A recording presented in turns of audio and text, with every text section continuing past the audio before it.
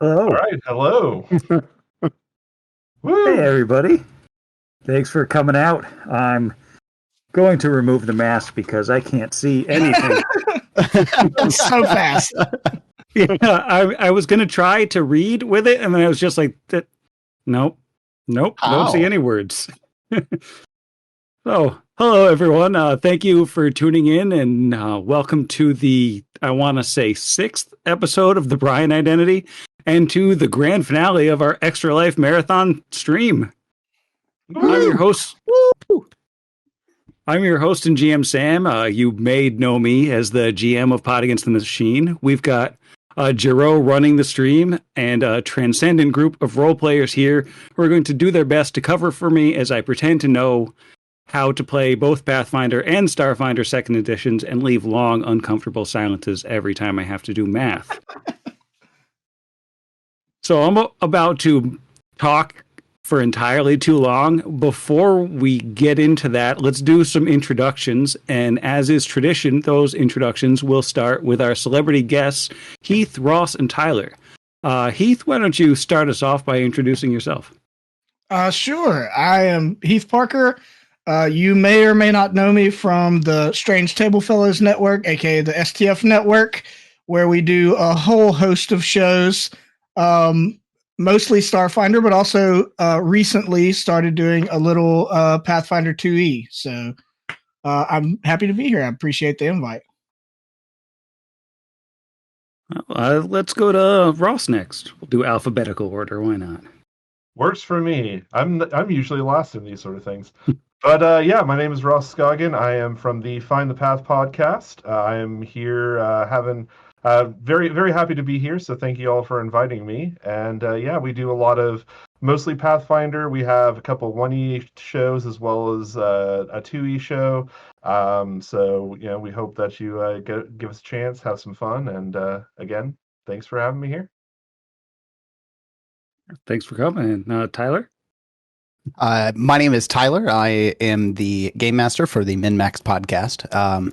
We are primarily a Pathfinder second edition show. We actually released the day after second edition published in 2019.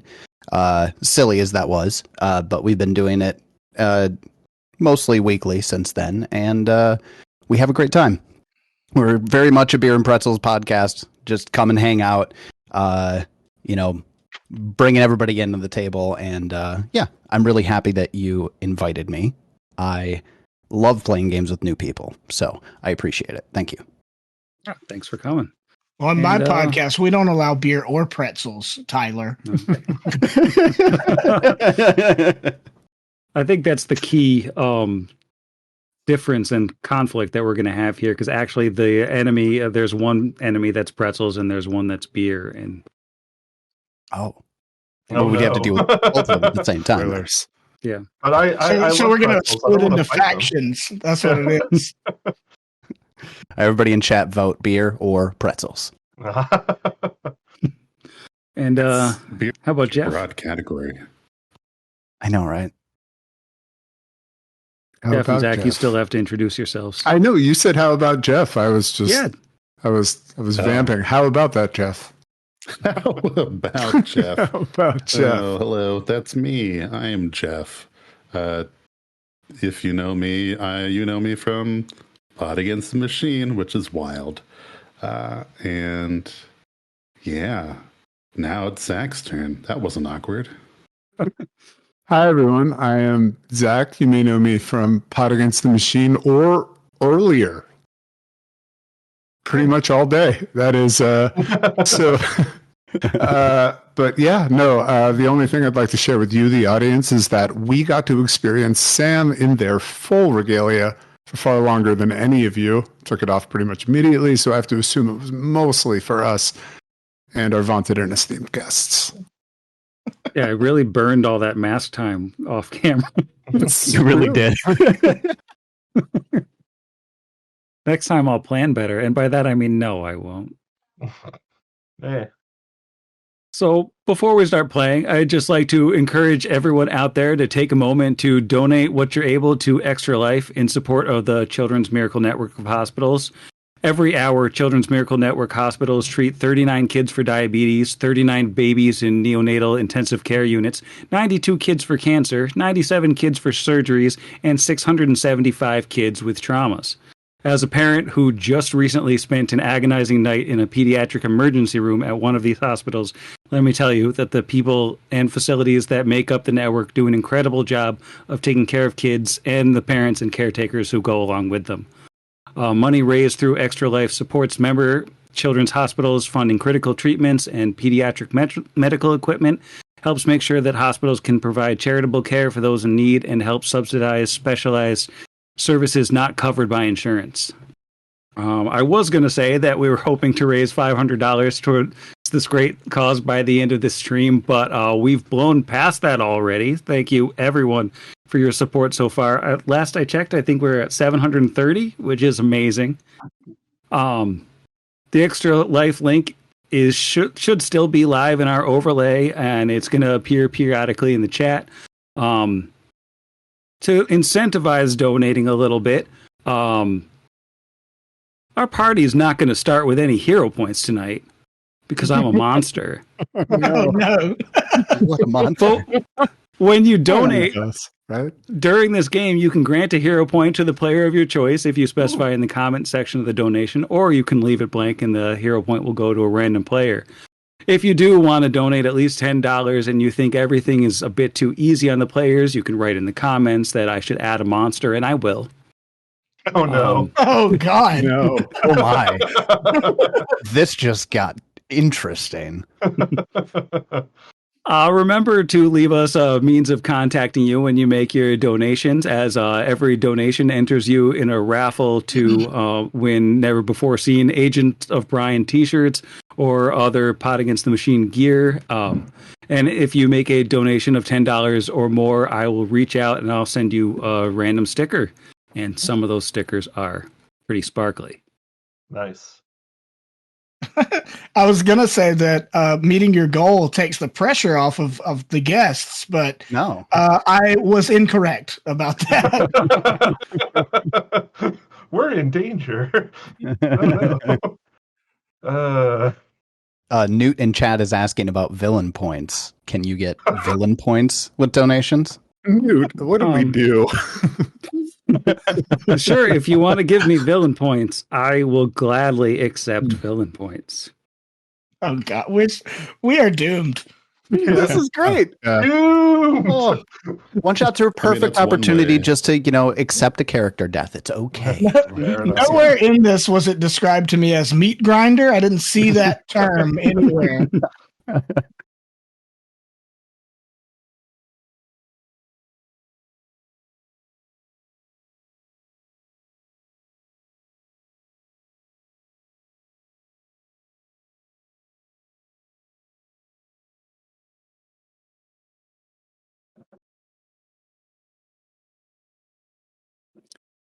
Love a pity Fine. point. Wow. Sure, pity point. You as can it have were. your pity points. Ooh, Pity, pity, pity. And you can all Finder. thank Finder for it. Thank you, Finder. Finder. Thank you, Finder. So previously on the B.R.I.A.N. identity, the agents of the Bureau of Research and Investigation of Aliens in Numeria, at the request of their leader, Garrett Burwaddle, chased some definitely normal sheep that definitely stayed sheep the whole time. Before that, they broke into the basement of a craft store and stole a sticker press for some reason, pondered some multicolor orbs and wasted a quite possibly priceless bottle of champagne, confronted a boat full of alien robot pirates who turned out to just be kobolds and a disgruntled accountant, and before that, they investigated weird leaf activity in the Echo Wood, and that turned out to be a dabbing skeleton who was just looking to sell some people his apples. But all of that already happened, and I think we can all agree that things that already happened sucked. Or suck. We're here for things that are happening right now. We are the new wave. Tonight, we open just outside the edges of a little town called Torch, where night never truly falls because There's a big purple bonfire constantly raging on top of the hill that overlooks the town, screwing up everyone's sleep cycles and wreaking absolute havoc on the moth population. Our story begins, as such stories so often do, in a gigantic cardboard box that has been erected as a makeshift base of operations in the middle of a field. It's early evening. Several torches have been stabbed lazily into the ground and are sticking out at odd angles, throwing all sorts of frightening shadows on the walls, which are brown except one bit that's definitely too close to a torch and starting to char. Garrett Burwaddle, bleachling gnome and esteemed leader of the Bureau of Research and Investigation of Aliens in Numeria, knew I'd get it the second time, stands on top of a beer keg with an angry cartoon face painted on the side, addressing a crowd of 5 intrepid adventurers. Tell me, friends, who is Garrett addressing in the preposterously large box that is obviously soundproof for science reasons? We're going to go in reverse order this time, so we'll start with Tyler. There is a tall human man.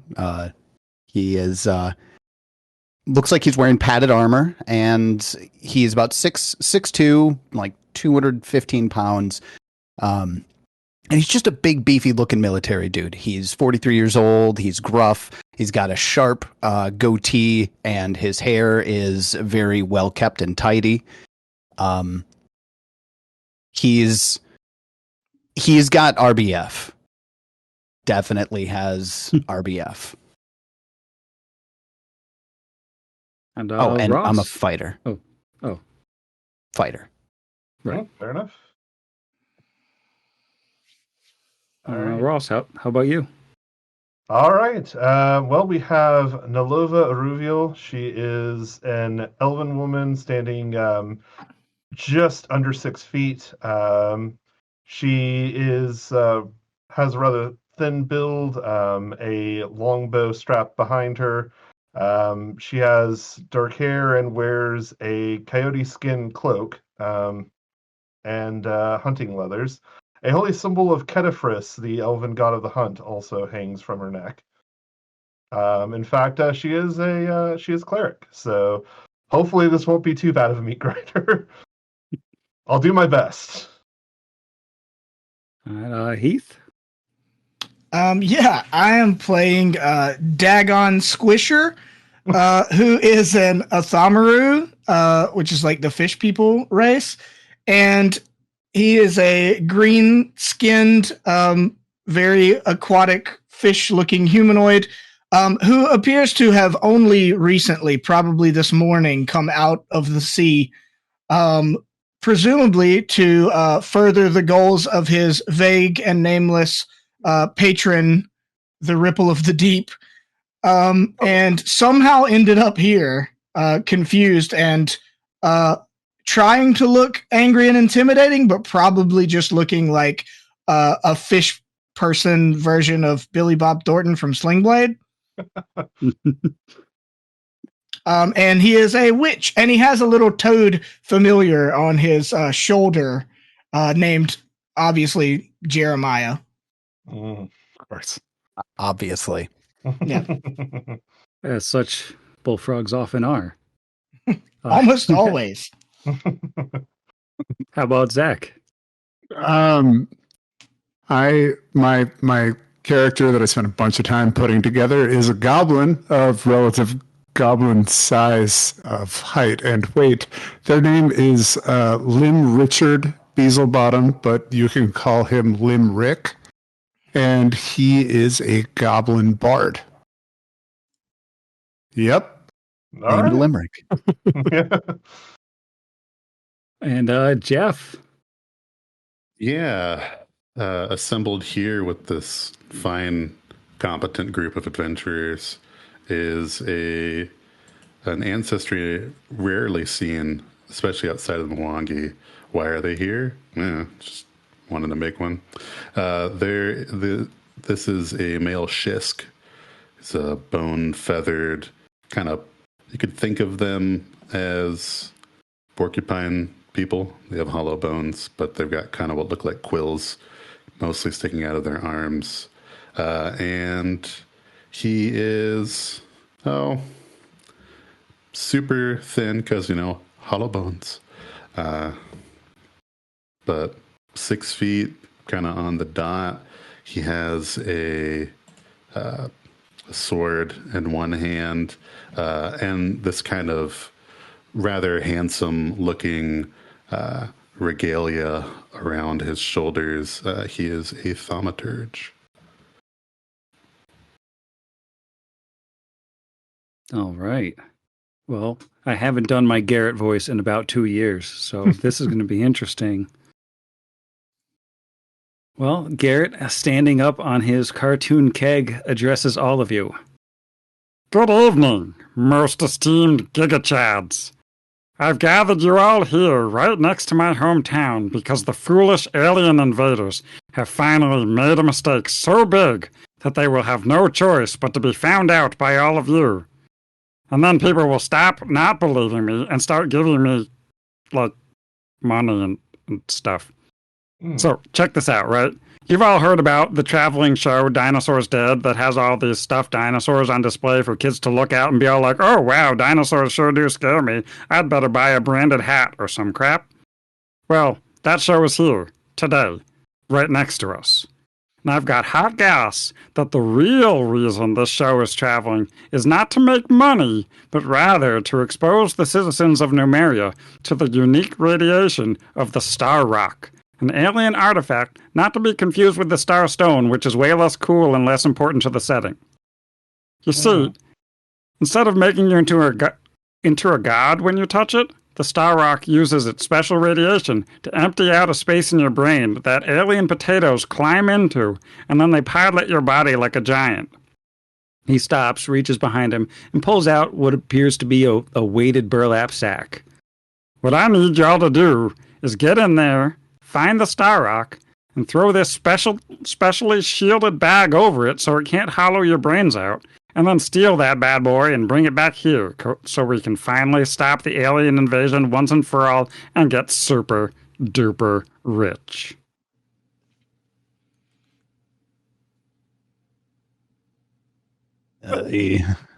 All right, we can do that. So, how many people have been taken by the invaders so far? Is there a way to help them? They're all probably dead, and it's probably like thousands, but there's no way to know because everyone is suppressing the truth. Everyone. Good to know. Good to know. If they're not in this box right now, you have to assume that they're in on it. Right. Okay. Question. So, when does the brain potato replacement occur in the distance to the rock with the bag that was supposed to put over it? Will it get us before then? Good question. No, you should be fine. I'm not worried about it. Okay.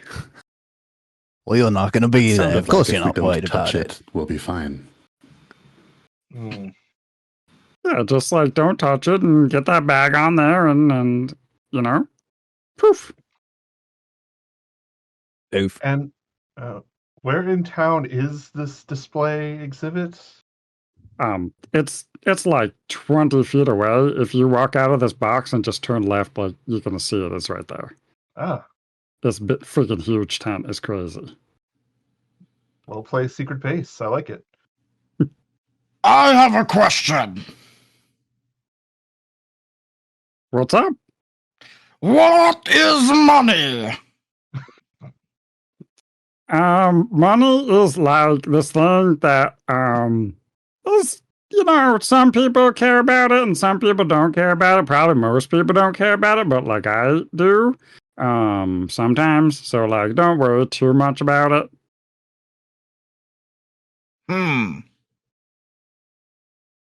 I see no problems with this plan.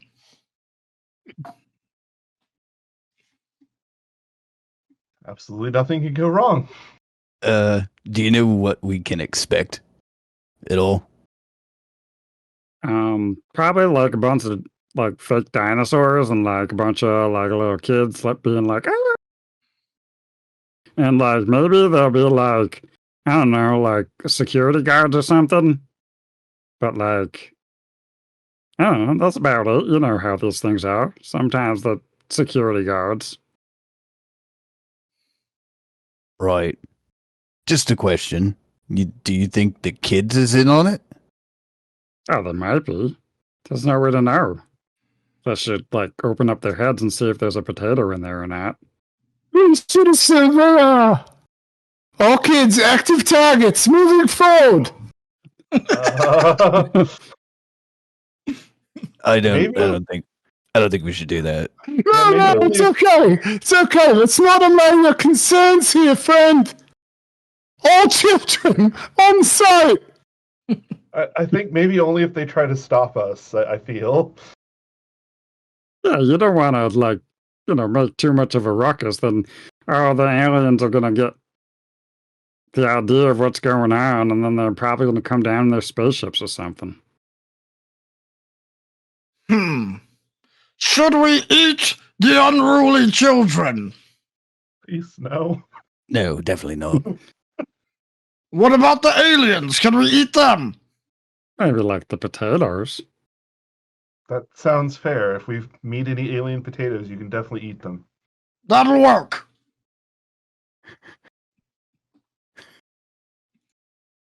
All right. Well, if there's no more questions, it's literally just like right outside.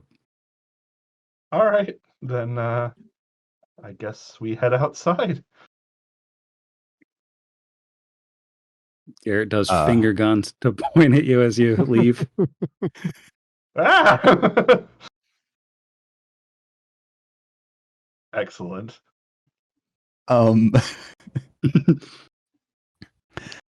Once we're out of sight, I'm just gonna kind of turn around and look at everybody else.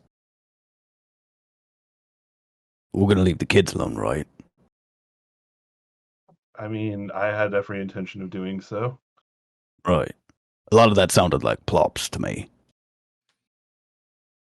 Yeah, totally not on site with the kids. I understand that. Yeah, absolutely. I will not eat the children today. Good. Very reassuring. That's good.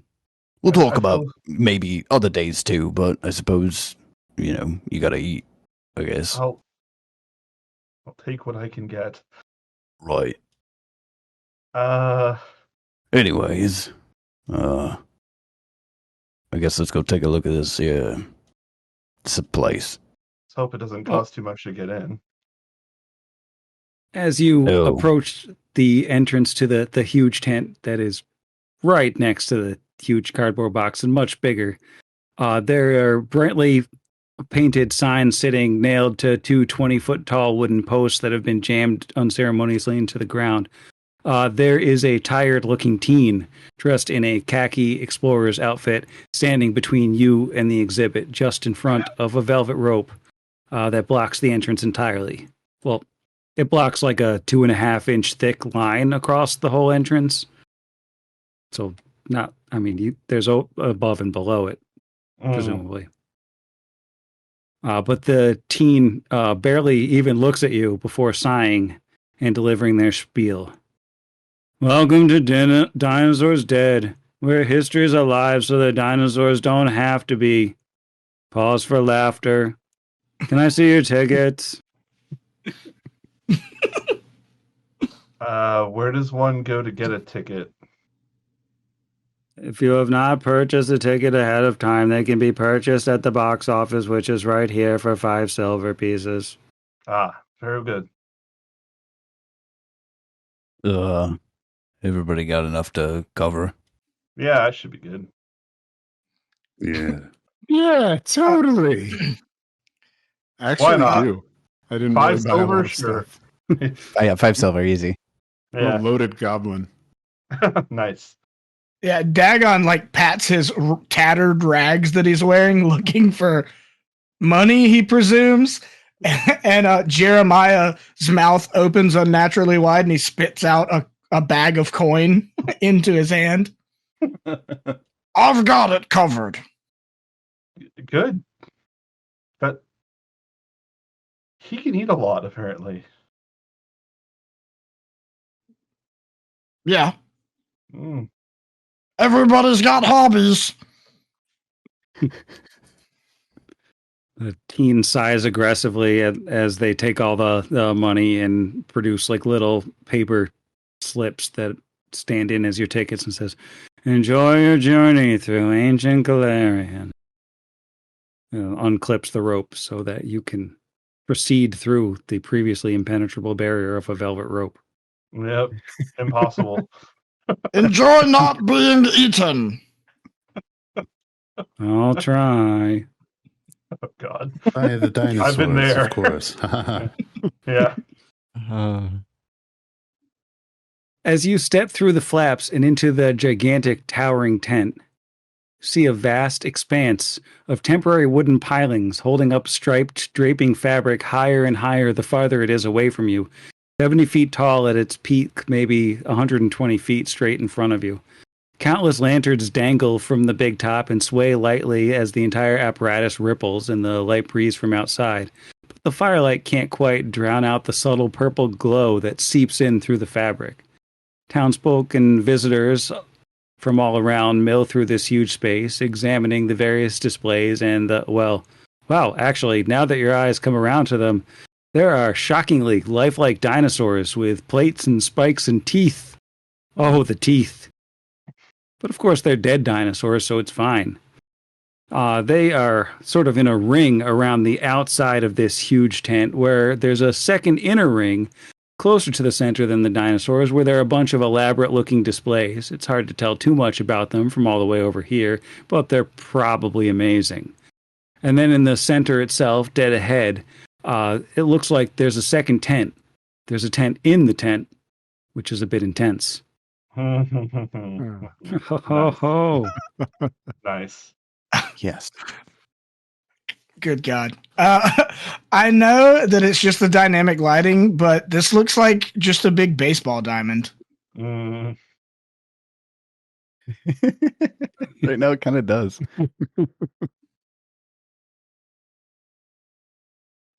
All right, well, onward to the stone we are here to steal. I mean, money? Right. No, just we're not here to take anything at all. Really. Step 2, profit. Yep. That sounds like the plan. It's like 2 bones. Just kind of charges in. I guess should we look at the dinosaurs first, or? I mean, the dinosaurs kind of sound cool. True. Never seen one in real life before. Apparently, there's some places where they still exist. I don't know. That sounds scary. I can see them over here. They're big. Yeah. I've seen a megalodon. Really? It's kind of wide open wherever you want to go. There's dinosaurs everywhere. I do have a question. Sam, is this person working hard or hardly working? That's really what I want to know. That person is a glorious generic villager who is having a wonderful time. Good. All right. Yeah. Fair answer. There are, of course, generic villagers and generic patrons milling all through, and they're all moving all the time. It's weird that the sprites seem to be frozen for some reason, because they're totally moving. Totally. It happens when you leave it in the freezer. One of these things. Dagon, I don't think you can eat that. Oh. Sorry. Well, what is it? I don't know. As you approach the first set of dinosaurs over on the right-hand side from where you came in, you can see a plaque that labels these little guys as Protoceratops. And there's a little information bubble with a little cartoon skunk on it who's kind of helpfully letting you know that though they lack the distinctive horns of their larger relative, the Triceratops, the Protoceratops is more than capable of holding its own in combat, using its tail to knock enemies to the ground, and its sturdy frills to turn away blows. Weird that that's like the first thing that they would go to in like a children's exhibit, but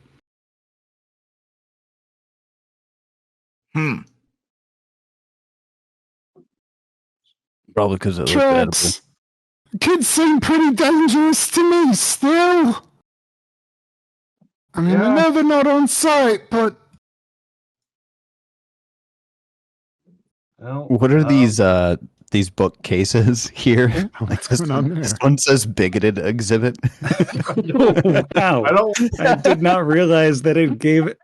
These are, of course, the displays of various things of like sort of mobile museum style. The one you are in front of, I totally can tell immediately that it is a display of ancient invertebrates.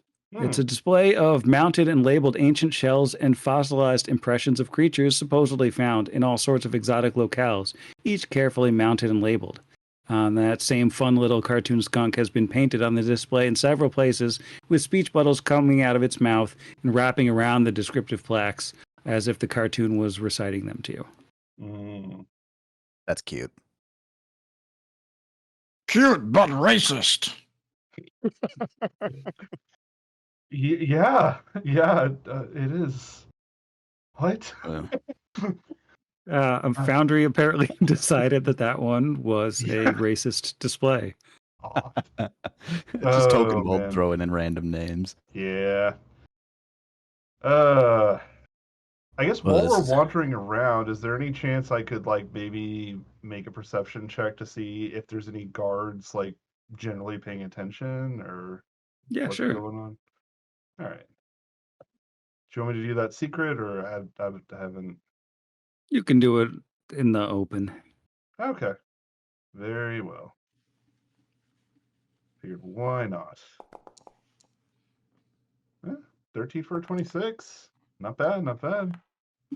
All right, with the 26, I think where you're standing, you can just barely catch the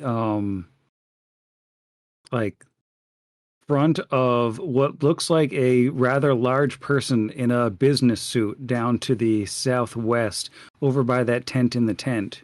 Kind of standing at attention, but that appears to be the only sign of a guard that you see anywhere. There's only one person defending the inner tent, the inner. Oh no, I'm doing it now. You think just the one? Seems Hey, so. Doug. Hello. Can you like talk with your mind to your little frog buddy or something? About what?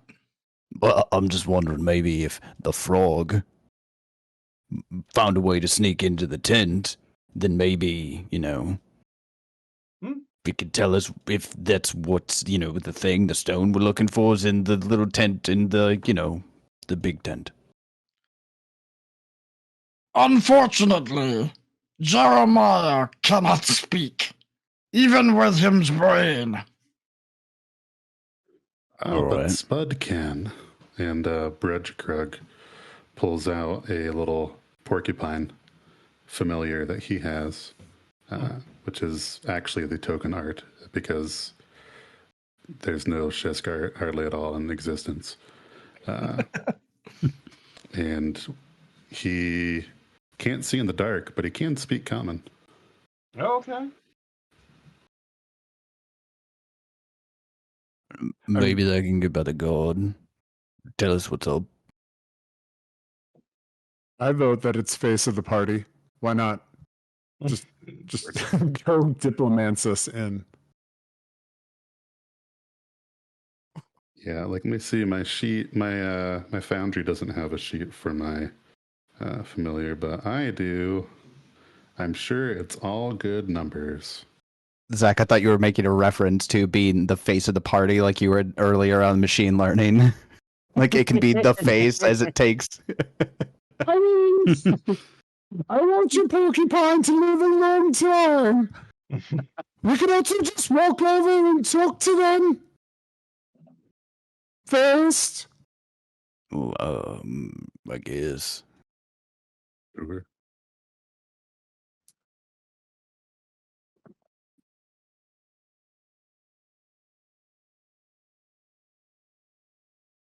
Is it? Yeah, all right. It's just a little sidle over here. Mm. As you get closer and get a better angle on it, you can actually see that there are three. Oh, look at those top hats. Yeah, standing in front of the mysteriously dark entrance to the tent within the tent are three towering, muscular, nearly identical looking Kelid warriors. They have facial tattoos and long, unkempt hair and gigantic great axes that have clearly seen their share of battle. But instead of wearing armor or furs or any sort of adventuring gear like you might expect, they're wearing fancy tuxedos, top hats, and aviator sunglasses. These aren't just barbarians. These are executive barbarians. You can also tell just by looking at them that any one of them could probably house your entire party in a fight. So you could totally try to fight your way past them, but it would probably make the show pretty short.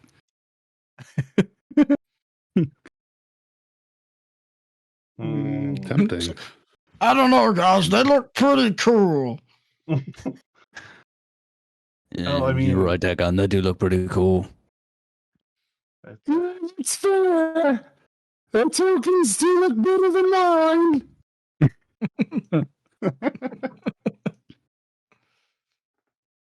I don't know. I think yours is pretty So, cool, That's personally. a pretty adorable token. Yeah. Yeah. Thanks, everyone. Well done. Well done. Yeah. It's- Okay. Alright. Do we want to keep looking at them bones? Oh, I suppose we could take a look at some more dinosaurs.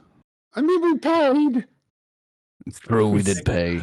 This is really good audio, too. It's just us regarding the natural world. I suppose it's possible the rock is out here, too. It may not be in there. It's That's absolutely true. in there. We could be sure to check, you know. Yeah. Good idea Wait, to make did we- sure. Did we check any of the exhibits on the way in? Oh, we totally missed those. You only checked the bigoted. exhibit. Well, they're all racist. I don't want to check them. Well, somebody's got to check them, Dagon. I'll check the pale exhibit. The pale exhibit looks like a map of dinosaur dig sites. Appears to be a map of the world of dubious quality. Some of the place names are wrong or smudged badly enough that they're unreadable. There are elaborately carved wooden markers mounted on the surface of the map with shiny little pegs highlighting different spots. It appears that they want you to believe that these dinosaurs were found at the crown of the world over in Aslant, which notably is not sunken on this map. And Sarasan, honestly, basically everywhere in the world that is very far from here. It's just maps. Mm. What about this proactive exhibit? I kind of like its style. This is like the hyphen. Man. This is like a big table filled with sand, and sticking out of the sand to various degrees are dozens of bone-like items that honestly look like they've been carved from very little or very brittle stone rather than pieces of a real skeleton. There's a pretty big jaws and femurs and stuff, and then there's like a fanged skull mounted on a post overlooking the whole thing like it's encharged. As this is the You Can Touch the Bones exhibit. Mm. You seem to be down on the south side in the like real carnivore area. You've got a Carnotaurus, there's a T-Rex down there, there's a perverse Spinosaurus. Founder really had fun with the names here. It's our team should do better with their hiring. It's like a little background check on any of these would probably save them a bunch of negative press. What about this one of, Atlanta Braves third baseman Chipper Jones? It's an That interesting is exhibit. an incredibly detailed diorama. Covered by a layer of glass, this table holds a shockingly well-crafted diorama depicting miniature battle on a massive scale, with hundreds of humanoids riding little yellow dinosaurs and wielding various weapons, locked in mortal combat with larger orange dinosaurs in all different shapes and sizes. There's fake blood everywhere, and you can even see expressions painted with love on the humanoids' faces. It's clear that there was real artistry here, but honestly, you have no idea what they're trying to say. Also, Chipper Jones should be in the pro inactive exhibit. Ew. We don't have Chipper Jones here. This is a Mets podcast. I didn't agree to that. My favorite spot. It was in the contract. It's all Mets all the time. You signed a contract? Yeah, you guys got contracts? Would I sing? Let's see. I guess I'll check the. Yeah. Oh, I was just gonna say. I guess we'll check exhibits and see if maybe any of these have, I guess the Scrubby exhibit. I don't know if that has a stone. I do enjoy listening to all these exhibits that you have here. Though, by the way, Yeah. Well done. That appears to just be a beehive for some reason. Oh. It's unclear why, but this large upright box is translucent on both sides and can be easily rotated. The translucent surfaces allow you to see an active colony of bees inside, crawling all over one another and doing bee things. It's unclear why it's here, but it is kind of cool. Rather like dinosaurs. Bees. I'm pretty sure they are dinosaurs. Are these dinosaurs? I mean, I am the don't know enough bird. about bees. Oh, they're thinking about bees again. Oh no. What about your well-spoken exhibit? Yeah. This is like the erudite. The twin of the incredibly well-made diorama. This is instead an incredibly poorly made diorama.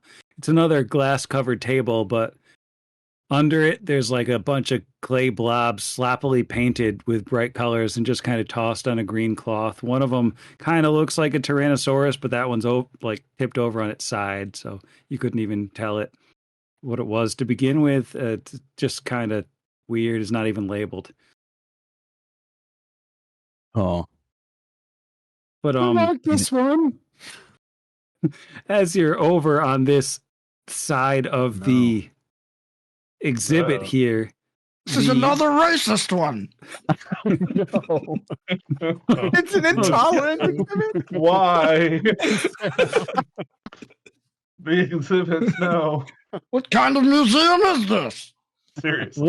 One of the dinosaurs federally defunded.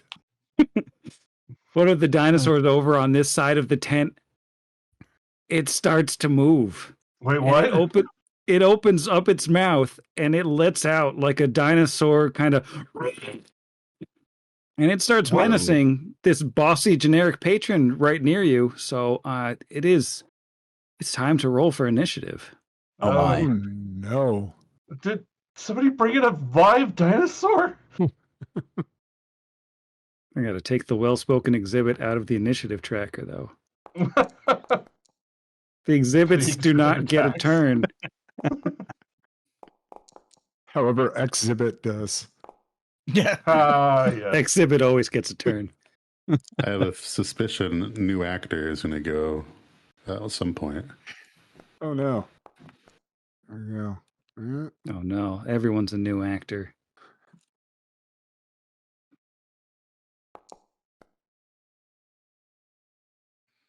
Oh wait, I rolled an 8, not a 2. My bad. Well, whatever. Why isn't it letting me? Oh, there we go. I'm good at Foundry, I promise. I'm going to take these generic patrons off of here, and we're going to start with new actor 22. That is the Echidna. What is your initiative? Brudgegrug, the Shisk, his initiative is a 24. Nice. It really helps that the initiative tracker has like all the character names that I know so well on it. How about the fishman whose name I remember? Dagon got a 20. Nice. All right. How about our elfin friend, also whose name I know? Nalova got a 16. I rolled a nat 1. Oh, ouch. How about our human friend? I also got a 16, but I did not roll a 1. Fair enough. And our goblin, also I know. Oh, your name is Limerick. I got that one. Yep. I got Sorry, one little name. Richard to you, and that is going to be a 5 for a 13. All right. Unfortunately for everyone here, the dinosaur does go first. Now, this huge dinosaur, as it lurches to life, it's going to just kind of step off of its post, and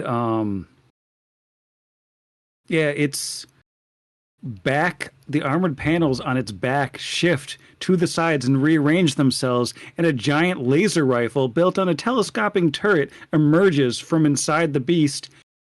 It's going to take a shot just at this human fighter that's directly in front of it. What? That's not. What was Ow! that? This is a normal thing that happened. That is a 26 to hit. 26 definitely hits. All right. So you said laser cannon, right? I just want to... Yeah. Okay. Laser cannon. I told you The that laser Starfinder rules cannon. were allowed. That is 10 fire damage from the laser cannon. Ow. Oh. And Shot me. for its third action, I think it is going to shoot at a random civilian who is... No, actually, it's just going to swing its tail at the civilian because it's so close. Yeah, that's totally going to hit the civilian. The civilian is down. Ugh. If she dies of natural causes in my contract, can I eat her? Dagon. Yes! Being smacked by a dinosaur is not natural causes. Oh, it's not unnatural. I didn't do it. Makes it tender. Anyway, sorry. I am a goblin. That will end the dinosaur's turn. All right. Which brings up our echidna friend. If you would kindly unpause the game, I will. Oh, yeah. Take my turn. I'm good at this. Yeah, boy. Best.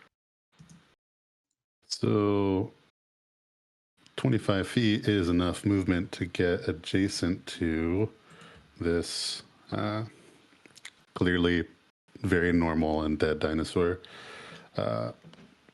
And then I would like to exploit vulnerability against it. So I'm going to make an esoteric lore check against its DC by level. All right. Probably should have done that secretly, but I'm sure that's a fail. So I guess it matters if it's a crit fail. What's your total? I'm totally looking Only at a the screen. 15. That is not a crit fail. Dope. So that means I, with a failure, get to exploit the creature's personal antithesis. So could be worse. Probably meteors. Yeah. What was that? Space rock. Yeah. Oh, Because it's a yeah, dinosaur. meteors. So that is going to give it weakness against my weapon strikes and unarmed attacks equal to 2 plus half my level, which is going to be weakness 4. I could just front load that damage if you would like. Sure. And then, thanks to quick draw, with my third action, I can draw my sword, because I certainly wasn't running around here looking at dinosaur exhibits with a sword in hand. Why not? It didn't seem prudent. We will do a strike. Yeah. Yeah. That looks to be a hit. Bold of you to assume I have stat blocks in Foundry. What's the Oh, what's the it is total? bold of me. It told me it hit with an 18. I believed it. 18 actually does not hit the robot. Well, I feel lied to, but that's okay. That's okay. That'll end my turn. All right, that brings us to a frogman. I realize an error in my ways in not getting you to give me a token for my familiar. Oh, no. Should just like kind of tell you where I want it to be. Sure. Okay. So to start with, I have as a witch an initial hex called Patron's Puppet, so I can use a free action to have my my patron take control of my familiar, so that I don't have to spend actions to move it. So I'm gonna have it move up like 25 feet, like right. Oh, I can't ping. I Two just gave spaces. you a Oh, guide quick. that you There can we move. go. Yeah. Boom. Oh, I can't move it. You can't? Oh, that's why. That's why. I had the freaking measuring tool on. Okay, so I move it. I would normally be able to do something because I casted a hex, but it was near me instead of 10 feet away from the enemy, so it's all good. And then I am going to what is the range?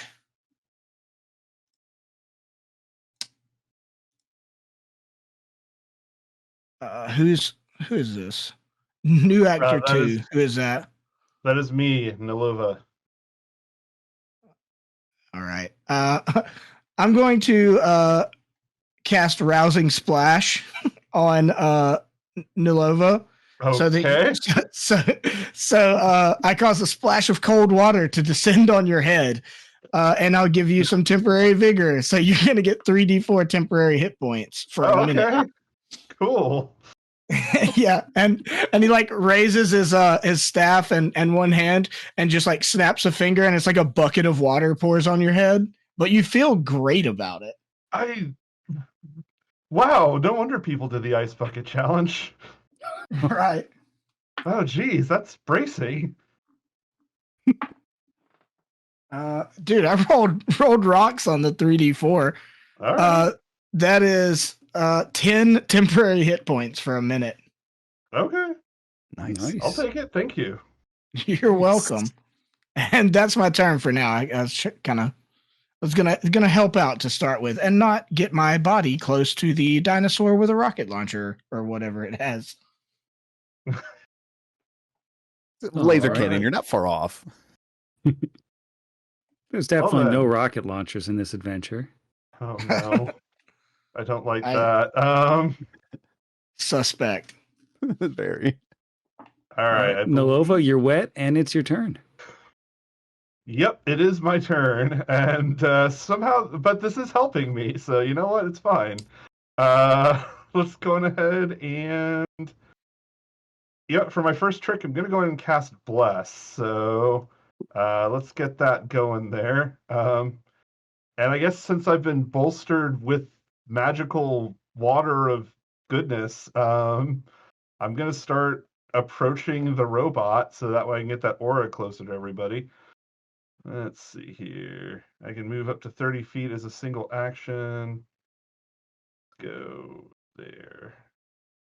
So yeah, nice. As I move closer, unarmed. So let's see how this goes.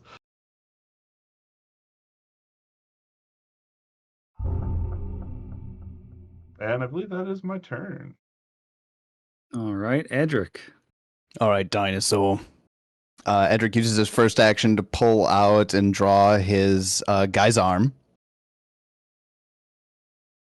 And when he does, I've got this magic item that when I draw my weapon, my armor becomes visible. So poof, all this like shiny plate mail armor, like full plate armor with gauntlets and the whole 9 yards appears on top of the padded armor. And then he uses his second and third actions to, I know the name of this action, I swear, sudden charge. Oh, nice. All right, dinosaur, I'm coming for you. And he charges in and makes an attack. Thanks for the bless. You're welcome. Oh, that's probably 35 to hit.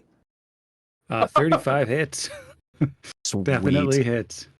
So it's going to push him back 5 feet. The critical effect of pole arms is I get to like reposition 5 feet. So I'm going to actually push him back 5 feet. Or I'm going to reposition him away from the villager. So down and to the right. Down and to the right, 5 feet. Yep. And then here comes fighter damage. Oh, 46. Wow. Oh, I almost So rose well, max on crypto. those dice. 9 and a 10.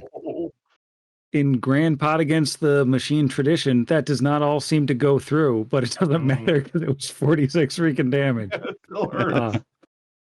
Which That's that a was a crit solid hit. damage, right? Was an actual crit. Yeah, it was a crit. The ACs are not in there, but 35 is a Okay, crit sweet. exactly. All right. Oh, There it is. yeah.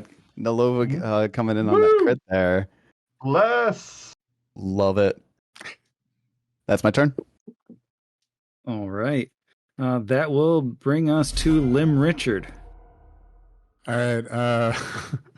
Lim Richard will take a step forward, and the first thing so that's a 5-foot step to the east, and then is going to use their focus cantrip, Courageous Anthem, as they begin their perform oratory.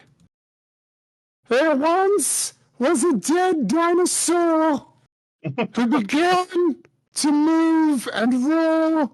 It swung its tail, and an NPC it did nail and painted them across the floor. And then it's going to pull out a staff. All right. That's it. Nice. So you're Awesome. all inspired by Hey. my limerick, my Lim Richard. That's the good news. The bad news is it is once again the dinosaur's turn. Now it's got 2 people right up in its face, so I think it's gonna swing a just big old tail. We're gonna start with I totally remember names. We're gonna start with Boojagrug for our first tail swing here. How does a 23 sound? Unfortunately successful. Mm. All right. That will be 17 bludgeoning damage, and I do need a fortitude save. Yikes. Okay, I'll give you one. Watch. Natural 9. 19. Feel really good at level 5. It's been fun, gang. So you're stunned 1 Ugh. by the Gross. punishing tail of this creature. And it's going to do the same thing at Edric. I'm totally going to remember my map penalty and roll accordingly. But that is, that's only a 14. That'll miss. So, worst map penalty, but I got a little backswing on that tail.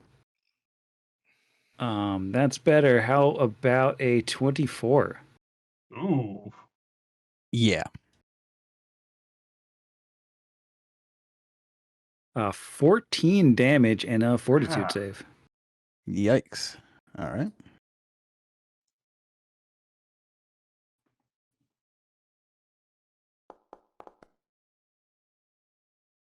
Mm. Uh-oh. I'm going to use that hero point that Finder so graciously Yay! gave us because a natural Hero's one on point. this sounds terrible.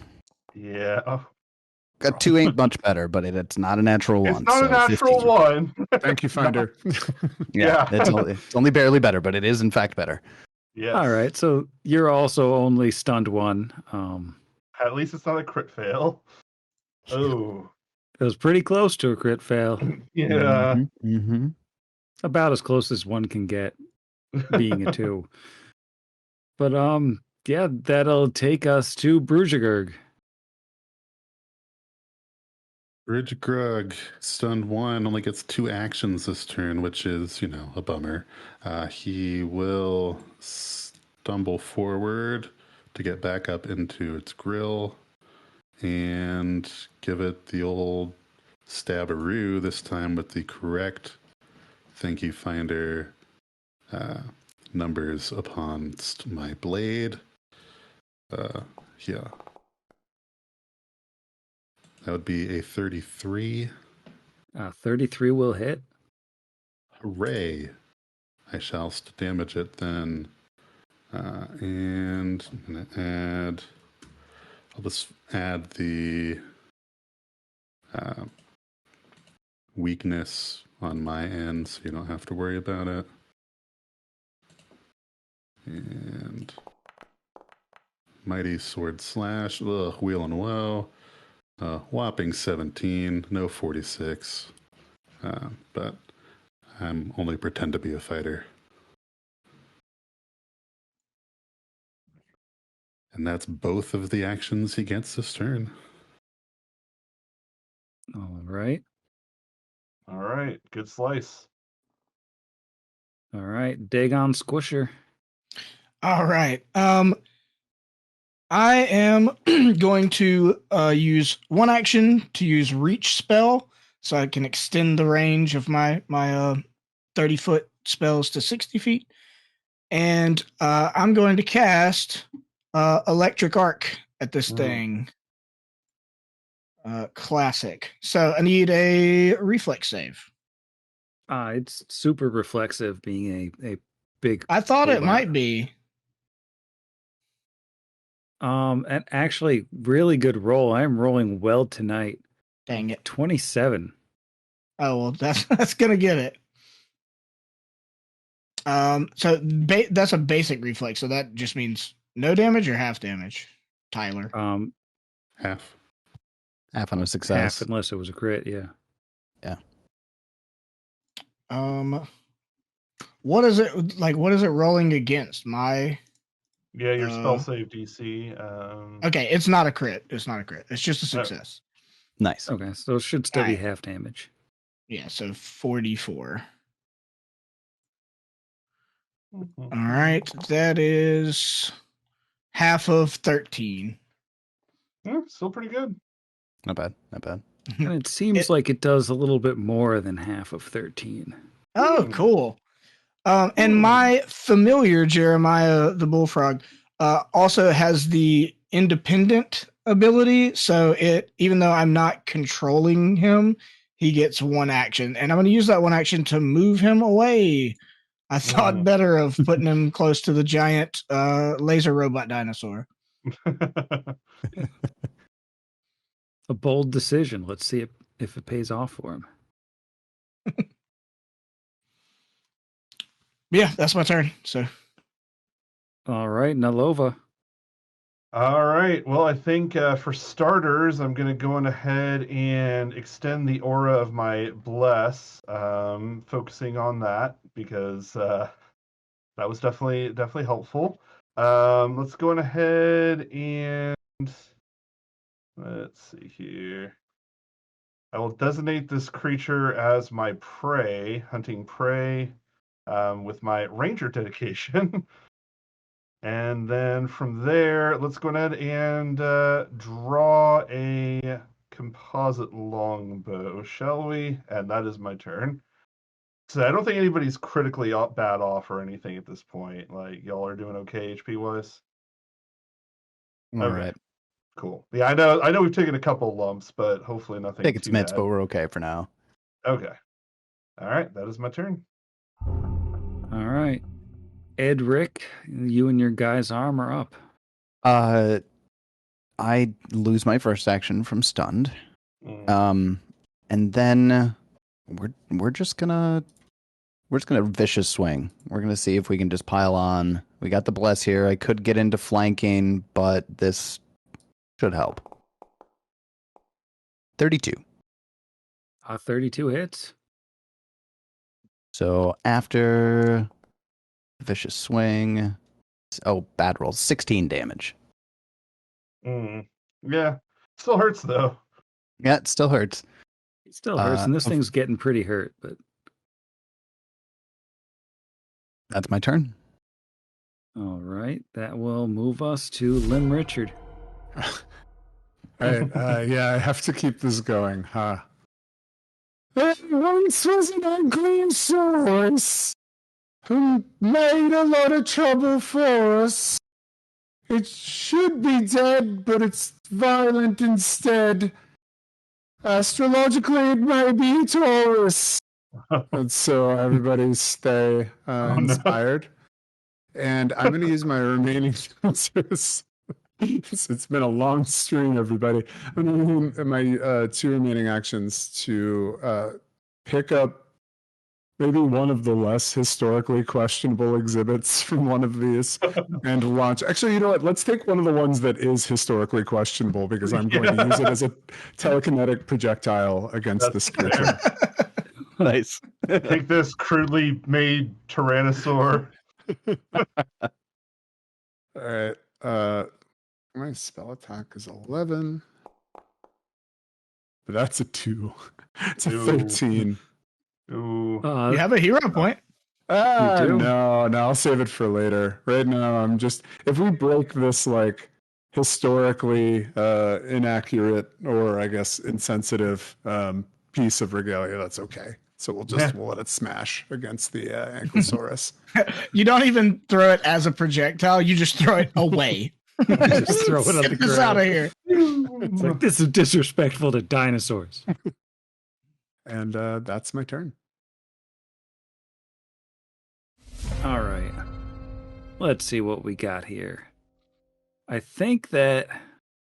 Let me just see what this guy has. Yeah, I mean, I guess it's just going to keep smashing some people in front. Well, before it smashes the people in front of it, I think it's going to shoot a laser cannon at Nalova, just for fun. You know, it's got this laser cannon. It's got to shoot it. Okay. Makes a ranged attack. I use reactive strike. Edric smacks him for laser cannon in my reach. No one gets that in Pathfinder 2nd Edition. I have on good authority. Oh, Fighter is the only one that basically gets it out of the box. Canceled.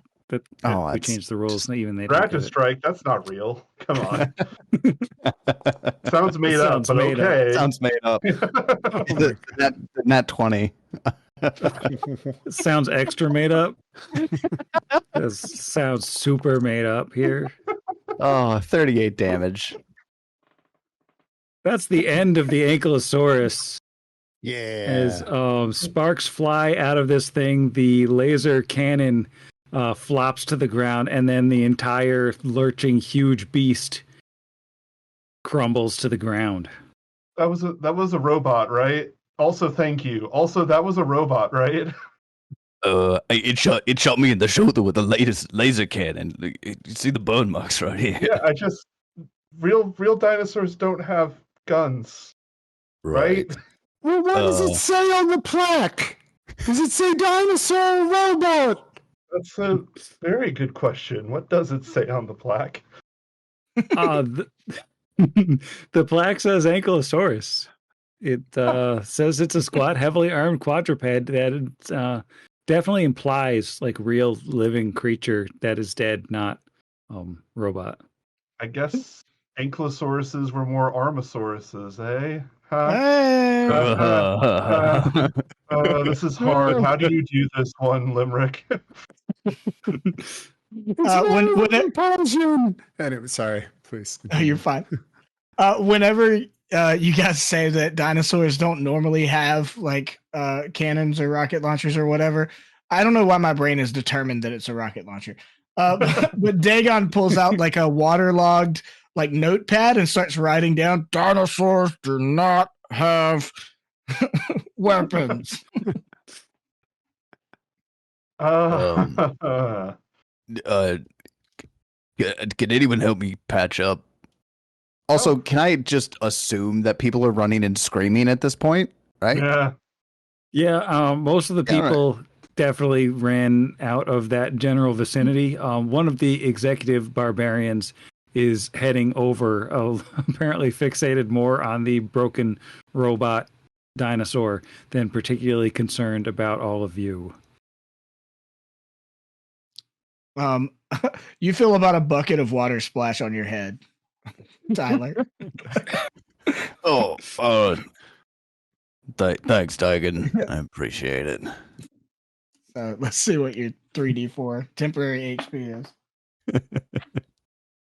4, 4, 2. So 10. I'll take it.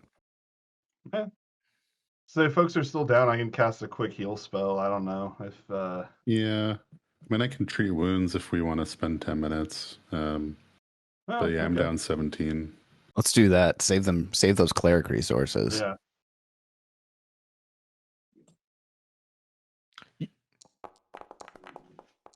Well, that was interesting. I didn't see any potatoes though. No, I don't think this was a potato-powered robot dinosaur thing. Excuse me, docent. I think that's how it's pronounced. I've only ever seen it written. Something attacked our friend. The executive barbarian says, this part of the exhibit's closed. We gotta do repairs here. Well, Clear out. Yes. All right. Are you going to repair this dead woman? She's unconscious. She's fine. She's just got to walk it off. And he'll walk over. He'll stand her up and move her arm to wave at you and do. You pulling a weekend at Bernie's on I us? was going to say, what was going to Bernie's action? Just I'm just gonna go lie down behind this pillar. It's normal to do. And he goes over and tosses her behind the pillar. My God. That's a service we provide, is good places for naps. I suddenly feel a lot less bad about attacking these people. Dagon starts flipping through his notebook again, looking for the mail address for Oceanic OSHA. I know there's an organization for this. Oh dear. God. I can also use medicine if anybody needs it, but that is yeah, I don't know if anybody else is still down hit points. Are you full, Tyler? I'm still 14 down. Okay, yeah, I can do that real quick. I also have medicine, but I just assumed you're probably better at it than I am. I'm an expert at it and a cleric, so which is Anyway, let's go ahead and do this real quick. I should have. That's all right. I'll go ahead and just use the standard DC, and we'll go from there. You don't seem to be that bad off. No. So It could be worse. Yeah. Could be much worse. It could be just got shot in the arm with a laser cannon worse. All right, so that should be a critical success there. So it should be 4d8. You heal for 15. Perfect. Almost perfect.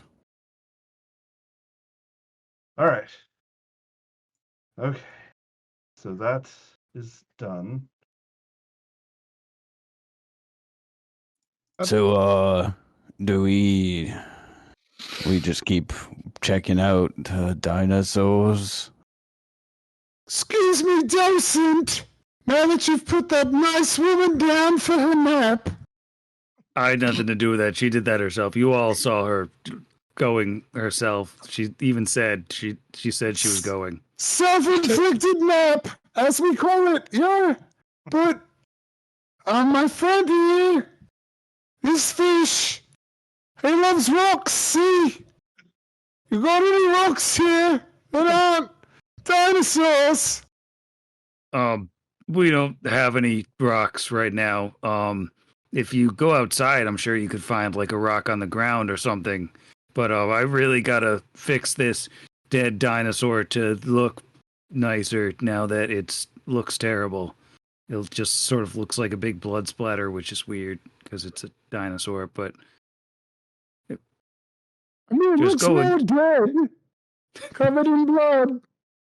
enjoy the Anyway. rest of the show. It's a lot of fun, good stuff to see all around. This is basically the plot to Jurassic Park up until this point, from what I understand. I haven't watched Pretty that much. movie in like 10 years, but I'm pretty sure we like just a throw way it, more- and like we're good. It's way more juvenile and less well thought out. The first Jurassic time Park, anything for ever's sure. gone wrong. Jurassic How- Place. Yeah, and the villagers have kind of gone back to just looking at dinosaurs and checking out the exhibits. It seems like after the fight Nothing to ended, see here. everyone's just like, yeah, that's normal. This is Galarian. Sometimes you go see things and those things come to life and attack you. I mean, don't go to a festival on Galarian. My God. These villagers are like guards in Skyrim. Like, it must be nothing. I Just- wonder what inclusive and tolerant history is on this exhibit right here. The intolerant exhibit is an exhibit of it's a bookcase, but instead of being filled with books, it's filled with the preserved, in some cases partial, remains of a bunch of small, strange-looking, brightly colored creatures partially embedded in epoxy. Empty spaces in the case between these creatures are filled with cardboard panels depicting the now familiar cartoon skunk, explaining the concept of venomous animals in extremely simplistic terms. It seems strange that there's no glass over the case when these are supposedly prehistoric venomous creatures and anyone could just reach right out and touch them. I will note that by disabling that Ankylosaurus apparent robot, it appears that one of the guards on that central tent has been distracted and has left his post. We should destroy all the dinosaurs. Or kill the villagers. I'm not quite sure which one is responsible for his lack of attention. I Uh, think the dinosaur. I hope. Let's Yeah, just potato, have to potato. be safe. Sorry. No, keep going. You have really good ideas. Oh dear.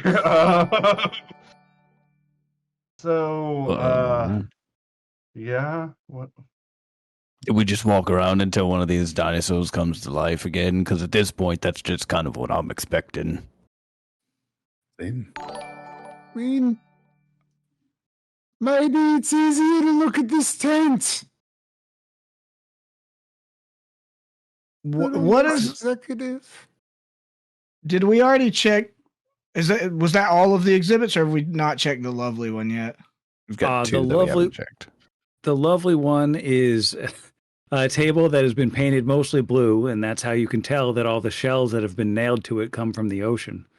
Your helpful skunk friend has been painted right in the middle of the table, replete with diving gear and a big smile on its face, and it has a painfully long speech bubble explaining that the earliest dinosaurs weren't dinosaurs at all, and they lived in the water, and they were these little shells instead of dinosaurs, and then eventually they decided to walk out on land and grow huge and start eating people.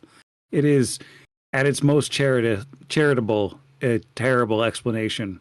Does This isn't true at all. Before all modern life, there was only the Leviathan in the deep, and he was alone in darkness. Everyone knows that. Yes, I absolutely knew that. This is the coolest exhibit, though. You think so? Well, it's about water, yeah. That makes sense. You're all right. That makes sense.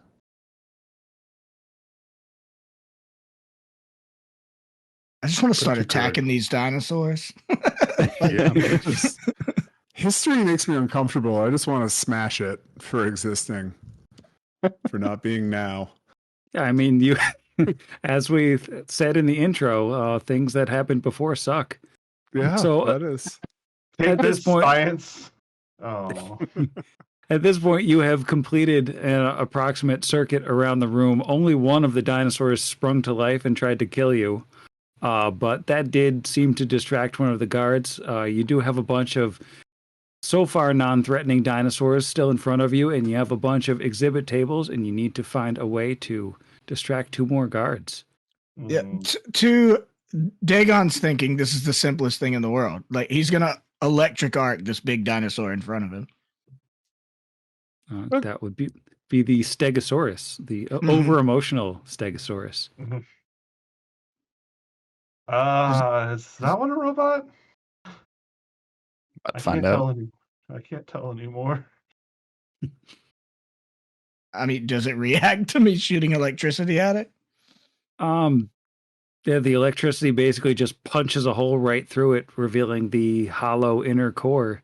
This appears to either be a dead dinosaur or a fake dinosaur or something, but it doesn't fight back. This one's not a rowboat. Take that, history. Is anyone good at talking to people? I'm okay at it. Yes, but aren't you the bard? No, yeah, I just need someone to help. Okay, sure, I Yeah. can help out. Just, So, Sam, I'd love to approach one of the other executive barbarians Sure. on one of their power lunches or whatever they're doing with their time. I mean, they are, standing looking very cool with their aviator sunglasses and top hats and giant axes, but at relative attention. They do, you can see a little bit of mild concern probably because there's been a little bit of destruction lately, but they're mostly just hanging out, doing their jobs. Hey, what's up? Looking concerned? Yeah, me too. Anyway, so that exhibit over there and that one over there, did you look at it before you brought it out? It kind of sounds like the uncle I don't invite to holidays anymore. You should. And he points out the intolerant and the bigoted exhibits to both of these two. There's going to be children here, and they shouldn't be learning in conditions like this. Yeah, I mean, we can pass that along to management, but we're not in charge of the exhibits. We're just here to, do security and stuff. The security I'm worried about is the future of whatever portion of Galarian we're in. Can I attempt to make some sort of diplomacy check to convince them that there is a moral panic transpiring inside of this tent? You can attempt to, do Or lie. diplomacy or deception. I What do would you like think to works try here? to aid, I guess. Ross, do you have a preference of one to the other? Because they're both the same for me. I am much better at diplomacy than deception. Same. Both All quite tasteless. So that's my diplomacy. What do you say to aid in this attempt to convince the? It's just that I feel like there's certain elements here that kids, if they were to learn it, it could come back to your boss in some way. I really think that maybe you should take a second thought on that. because if like your boss starts hearing about bad things and you didn't do anything to prevent it, who do you think is going to get fired, you know? It's a convincing argument, but I don't want. I right. don't like how they look. However, I don't think I actually help, unfortunately. I think the two barbarians look at each other, and then one of them looks over at you and says, well, you don't like how they look. You're the one who's being intolerant of exhibits. So maybe you should internalize this critique that you're bringing forward and do some deep introspection of what it is that brings you out to this educational experience. Fair point. Going to immerse myself in introspection and eventual praxis. It was failed. I'm just gonna wander away now. Well, that's my contribution, folks. How'd it go? No, apparently they are not very scared about any sort of bad Yelp review. So, Well, But they don't care Alright. which side of the wall the dinosaurs fought on. It's just, sets fire to the exhibit slightly. all right. What about Does he set fire to the exhibit? No, sorry. That's just to exhibit the anti-racist basis of this podcast. Yeah. All right. What about the curious back about- of the tent? I mean, is it just a flap? Like, is there a way to like maybe sneak in? It looks like other than these kind of elaborate angel statues that are for some reason behind the tent, almost as if somebody just wanted to use a couple more tokens from RPG Maker. But between them and the back of the tent, it looks like just a flap. How well secured are these statues? And they look like statues just sitting on the ground. They theoretically So I have to could, be like- mobile for a traveling exhibit. So I could knock one over then and just like shove it with athletics. Yeah, you could try. Seems like prudent idea to get their attention Wait, away from the front of the tent. who's so sneaky? Why would you do that? Is anybody sneaky? I'm moderately sneaky. I got a +10. Clank, clank Right. from me. Yeah. So I've got an 11, but my athletics is nothing to write home about. So I don't know. Yeah, if I that's can push it my over. problem. I've got good stealth, no athletics. I've got acrobatics. and Well, I can Up. shove a statue. And I plenty can make of someone athletics. invisible after. If someone's Just gonna sneaking. pop in real quick to let you guys know we got a $55 donation. I Ooh. do not see anything attached to it on as a note anywhere or anything. Sky medals so to everyone, hero? In the note? assuming, That's what you said? assuming nobody pipes up in chat and says that they have a specific person, I think it would just go to someone randomly, I believe, correct? One of our I think that's guests. the plan. No villain points. One of our guests for sure. All right. All right, let's roll a 1d3 to see which of our guests gets the hero point. I'm gonna do Ooh, fancy. alphabetical order by first name. 1, 2, 3. What the heck is that? Oh, I why can't I see? It's a 2, so that will be Ross. Hey! there you Hey! go. Nice. Thank you, anonymous donor. I will definitely take that. I appreciate it. I will get ready. All right, so we have some sort of statue knocking over / sneaking gambit going on here. It would Yeah, appear or- so. I can make You you can knock an exhibit invisible. over if Yeah. that's better. Right. I'm gonna cast. Maybe draw them farther away. Yeah, maybe we should not do this directly in front of them. What? Like this bigoted exhibit, just knock it over onto that poor villager behind it.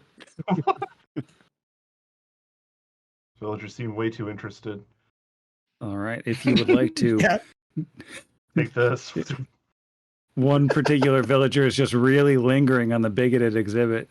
It's like, mm-mm, mm-mm.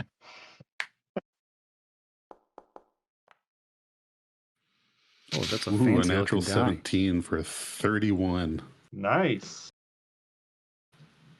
I just hate bigots. With a 31, you are able to knock over the bigoted exhibit, which dramatically crashes to the ground, dislodging all sorts of fossils and thoroughly messing things up.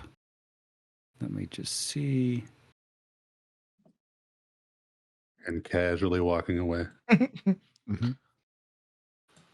Oh, guards, there appears to be a problem with an exhibit. And one of the guards appears to be distracted by that. He's sort of edging away, looking over at things. The other one is still in his spot. Mm. Well, I don't think I need wax or an eyelash anymore, but I am going with a touch to make my companion invisible here for 10 minutes. Nice. Who? You know how that goes, right? And yeah, 10 minutes. Wow, look at that. Who have you made invisible? Ross's character.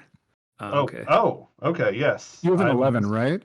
Like versus everybody else's 10. Was that what I heard? Yes, I do have an 11 stealth. So yeah, I could try to approach the tent, I guess. Yeah, let's do that. Yes, right. Sorry, I'm here. Yes. Woo, let's go. I mean, like, technically you're not, because you're invisible, so you're not here, but you're here. You got the bag, right? I still can think. No, hand me the bag. I don't know. Yeah. I don't remember who had the bag, but Jeremiah vomits the bag out. Wait. Right. Thanks, Okay. Jeremiah. Oh, good. Try to like wipe some of it off on my like waistcloth. Yeah. Yeah, good luck. The weirdest bag of holding. A century and a half of life, and that is the strangest thing I have ever seen. Just frogs barfing up bags as one does. Yeah, like you do.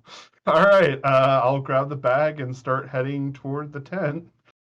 And I guess I'll stealth my way over. All right. Why don't you roll a stealth check? I have. I believe that is supposed to be secret since, I don't know how stealthy I am. All right. And what does invisibility do for stealth in Pathfinder 2nd Edition? Oh, we're not talking like specific pluses and minuses. It's just conditions. So now they're unobserved. Basically, it allows me to even try it at this point because otherwise I'm in like plain bright light with no cover. So makes sense. Let me check what my perception is. All right, I've got my perception. Are you making your approach? I am. I will start stealthing closer. I guess just let me know if he notices me, because otherwise I'm heading for the tent. Terry, is that you? And I'd look at one of the barbarian tuxedo guys. Is that you under the glasses and the hat? I can't tell. We were in the 25th together. As Nolova the elf tries to creep by and maybe peek into the tent behind the executive barbarian, and Edric tries to run interference, I think that's a good spot to take a halftime break. Okay. All right, let's do this. Woo! Hello. We're back. Hello again. Hey, everybody. Welcome back to the Brian Identity and the final part of our Extra Life live stream. Woo! You guys have done so well. Yeah. You went past your goal really quickly today. I'm blown away by the support everybody's showing. That, I mean, obviously we went way past what we expected. I think we're sitting at 785 now, Awesome. which is Yep. Phenomenal. just wild. But That's I before we think wrap up our star-studded finale. You are the studding stars, you three. Yeah. Studley. I think Jero did a couple more of our raffle giveaways in the chat during the break. Congratulations to the winners. We're going to try to reach out to you through the Extra Life page, and hopefully we can get in contact with everybody and get you dice from Norse Foundry and t-shirts and stickers and all that good stuff. Mm. Nice. But previously, earlier tonight, and of course no time has passed, our agents of B.R.I.A.N got their mission from their esteemed leader, Garrett Burwaddle. They needed to infiltrate the Dinosaurs Dead exhibit, which was conveniently located right next to the cardboard box they were hanging out in, and find the Star Rock, which is, of course, completely different from the Star Stone and much better. It apparently the radiation it throws off creates the conditions apparently to allow potatoes to possess bodies and pilot them like mech suits, which is, of course, a key part of the alien invasion, at least according to Garrett. They're the Yeerks from Animorphs. In potato form. I was not expecting to get hit with an Animorphs reference No, just tonight. now Hey, I'm look, imagining the brain There's of the there's a potato few Animorph. things I'm always good for. You know? Well, after bravely getting past a disinterested teen and into the exhibit, our party found some weirdly racist tables. Yep. They also found a bunch of lifelike but clearly dead dinosaurs. They did some exploring and I think decided that it seems like the space rock is probably inside the tent that's inside the tent. But that one is also guarded by 3 serious-looking executive barbarians. So doing a little bit more exploration to try to figure out how exactly to get past these executive barbarians, they came across a dinosaur that came to life, an ankylosaurus that extended a giant laser gun out of its back, and it started taking shots and slapped a nearby civilian with its powerful tail, knocking her unconscious instantly, if not outright killing her. It's not exactly clear. Nobody checked on her. I feel like I should, but it's a little late now. Right. Well, the executive barbarian that rushed over after you slew the ankylosaurus robot was quick to assure you that she was fine. And apparently she said she just needed a nap, and she went over with the barbarian and just kind of flopped down behind a wooden piling. But you found, at least in that, a distraction that got one of the 3 guards away from the tent. The party's been trying to figure out how exactly to get the other 2 guards away. We had a distraction formed where the most racist of all the exhibits was simply knocked over, which did seem to partially distract one of the guards. And then we have our elven cleric, clerics, of course, known for their stealth, trying to... It's Pathfinder. I'm trained. Come on. trying to invisibly sneak past the remaining undistracted guard and into the tent while the fighter pretends to know the barbarian from times long ago in order to sort of serve as an additional distraction. And that's where we are now. Point of order. One of us did check on the unconscious woman, and it was Dagon. You just told him he couldn't eat her, so he stopped checking on her. Fair enough. Fair enough. That tracks. She is not for eating. Jeremiah could have carried her around in his mouth of holding this whole time, but It's true.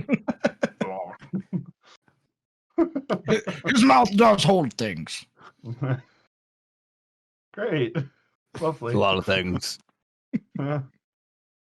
Absolutely lovely. Potato. No, we're fighting the potatoes. Potato? The potatoes are on our side, yes. They're still cool. I haven't been on land long, but I gather that phrase is silly because no one pronounces it potato. Admittedly, I've never heard somebody pronounce a potato before, unironically, without using that phrase. Only the real ones call it potatoes. Land dwellers are strange. I'm going to call them potatoes from now on. Just you watch. All right, so does this guard just like whirl around and like lop my head off or something? Well, the bulk of the party is kind of just like circled around this area, staring intently at the guard. Like that's just super normal. They've formed a little semicircle. Bit of an audience, if you will. And Edric came over and asked him if they were in the 25th together, and the guard is looking over at Edric as I totally know Nolova's name. I knew that. Absolutely. As Nolova tries to creep by, and he says, I think you might have me mistaken for someone else, but just a moment, sir. And he sticks an arm out between himself and the flap and looks at the empty space where Nolova is standing. And he looks down at the footprints that she's leaving in the dirt and says, excuse me, ma'am, this exhibit is closed for construction. I'm gonna need you to just head on over to the rest of the facilities and, enjoy yourself elsewhere, but I can't let you in here. Oh, this isn't the bathroom. It is not the bathroom. We, unfortunately, we are not licensed for bathrooms at this time. We would advise you to go outside and around the tent, and there is some good, there's some good tall grass over yonder. I love that he's like completely unfazed by the fact that you were going to go to the bathroom invisible. Inside of the tent, apparently. Okay. What do you do to not get permitted for bathrooms? Like, what is this place? It's a license. The rates are outrageous. I mean, we splurged on robot dinosaurs, but there was no money left. There was no money left for porta potties. Even put laser cannon in one of them. So you know that the dinosaurs are robots. I didn't say that. I legally did not say that. I think Brudgegrug would kind of switch into talk to your manager mode when he sees that the stealth didn't work and be like, it really didn't. We paid to get in here and we can't even see all the exhibits. Why don't you let my invisible bathroom needing friend in and she can hold it while she looks at this exhibit that we paid good money for? Well, she didn't even want to see the exhibit a minute ago. She just wanted to use the bathroom in there. I was a 26 on my intimidate. Have to pee at the same time. I mean, now that I know that there is an exhibit, I mean, it would be rather nice. How do I figure out what the DC is to intimidate this particular? Whatever their will save is, plus 10. Their will bonus plus 10. He does seem a little bit nervous, just like the tiniest bit nervous. He's just like, well, it's closed. There's nothing we can do about that right now. From here, it's just that vis-a-vis, the bylaws of the performers union. It's very strict. You wouldn't understand. It's all very legal and strict and legal. What if I told you that I had 5 gold that wanted to be walked around here and shown all the exhibits? And you could do it. You don't even have to bring it back to me. It's a bribe.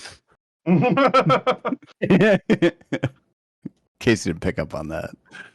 To be clear, the bribe is that he can carry 5 gold around for a little while and then give it back. No, he can hold on to it. It's He doesn't just, have to give it back. Show my 5 Oh. gold a good time. In your pocket. Classic. Goblin diplomacy. Well, By 10 gold. I think you have to make some Buy kind of anything. a check to see if he'll take that bribe. I will make a diplomacy check. Yeah, And I will sounds like do, diplomacy to me. do better this time. I'm sure. 21. Better.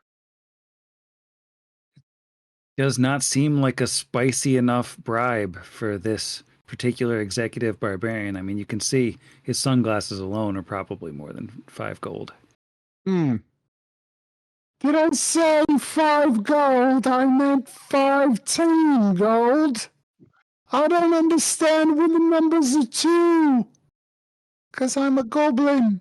15 gold.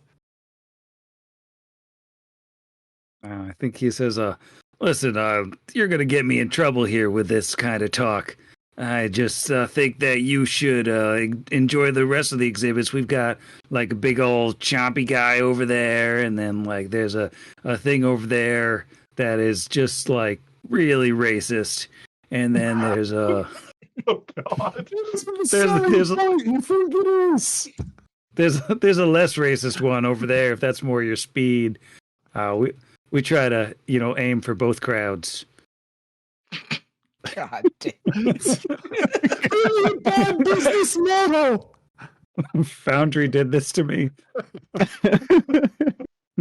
That's it. Let's just kill the racist guard. Clearly he's a sympathizer. God. Would even one of them stomp us? I mean, he seems like he would be pretty tough for everybody to take. Not to mention that the other ones are probably not that far away. Well, is he indicating that some of the dinosaurs are, in fact, rowboats that we could fight to distract him? He did let slip that they did pay for some robots. So it seems believable that there may be more robots out there, or there may be other things. I don't know. Gang, we should check out the most intimidating looking of the robots. They're probably the ones who are alive. Well, that makes sense. Find whichever exhibitions have tokens.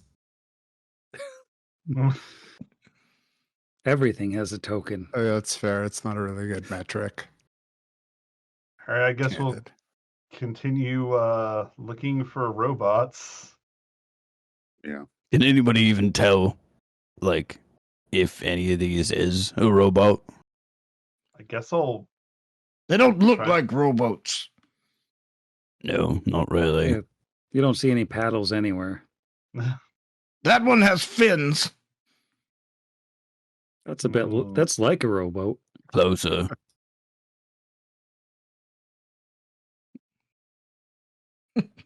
Land dwellers have no idea how boats work. Roger Grug pokes it. Which one is he poking? The one over here with all the teeth. Oh, the Spinosaurus. I was like, a lot of them have all the teeth. Well, this one. The Spinosaurus might have the most teeth, as one of the largest carnivorous dinosaurs, and one of the highest CR of all the dinosaurs in Pathfinder. Luckily for you, it does not spring to life and eat Brudgergrug. It appears to just be a stuffed dinosaur statue or a dead dinosaur. It's unclear what these things are made of. It might be made of real dinosaur. All right, on to the next one. All right. Yeah. What about is this the big chompy one? What's it called again?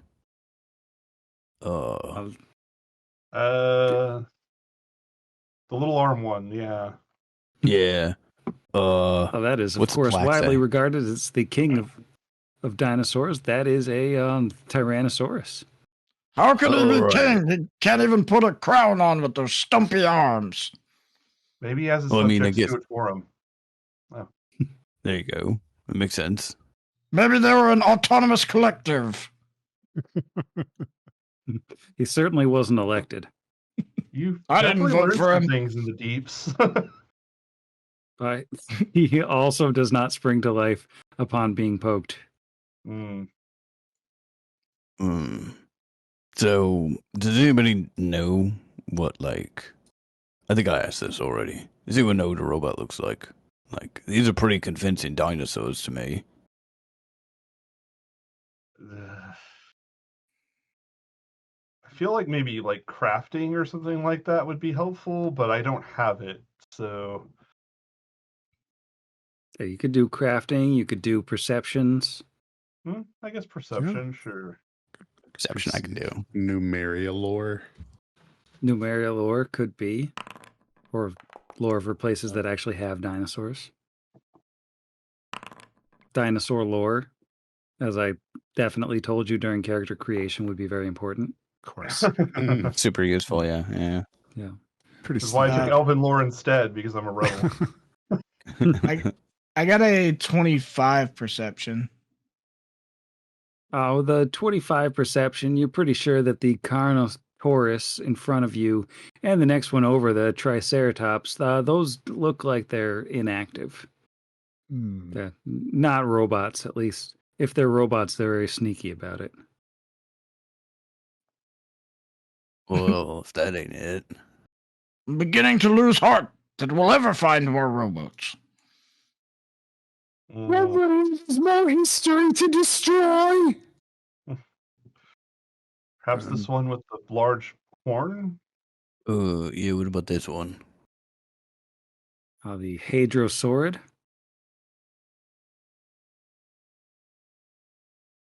Also known as duck-billed dinosaurs.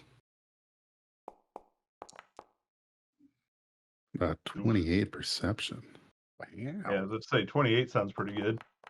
Yeah.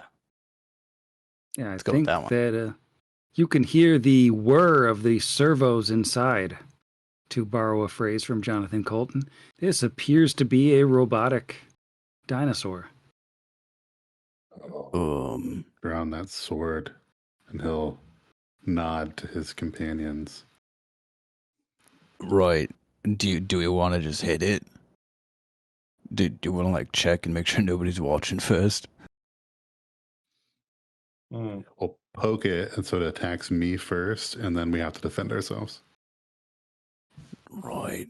There you go. I'll stand by. Dagon's gonna hide behind this log so that the other guard in front of the tent can't see him. Yep. Gonna hide Makes behind sense. the non-racist exhibit. Yep.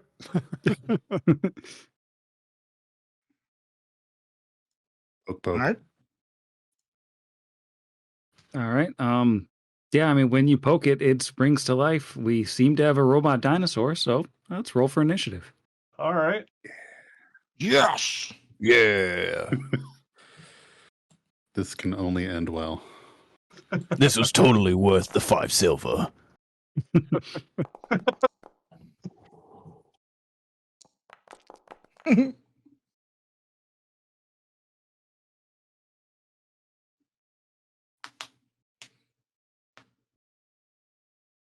All right. What do we got?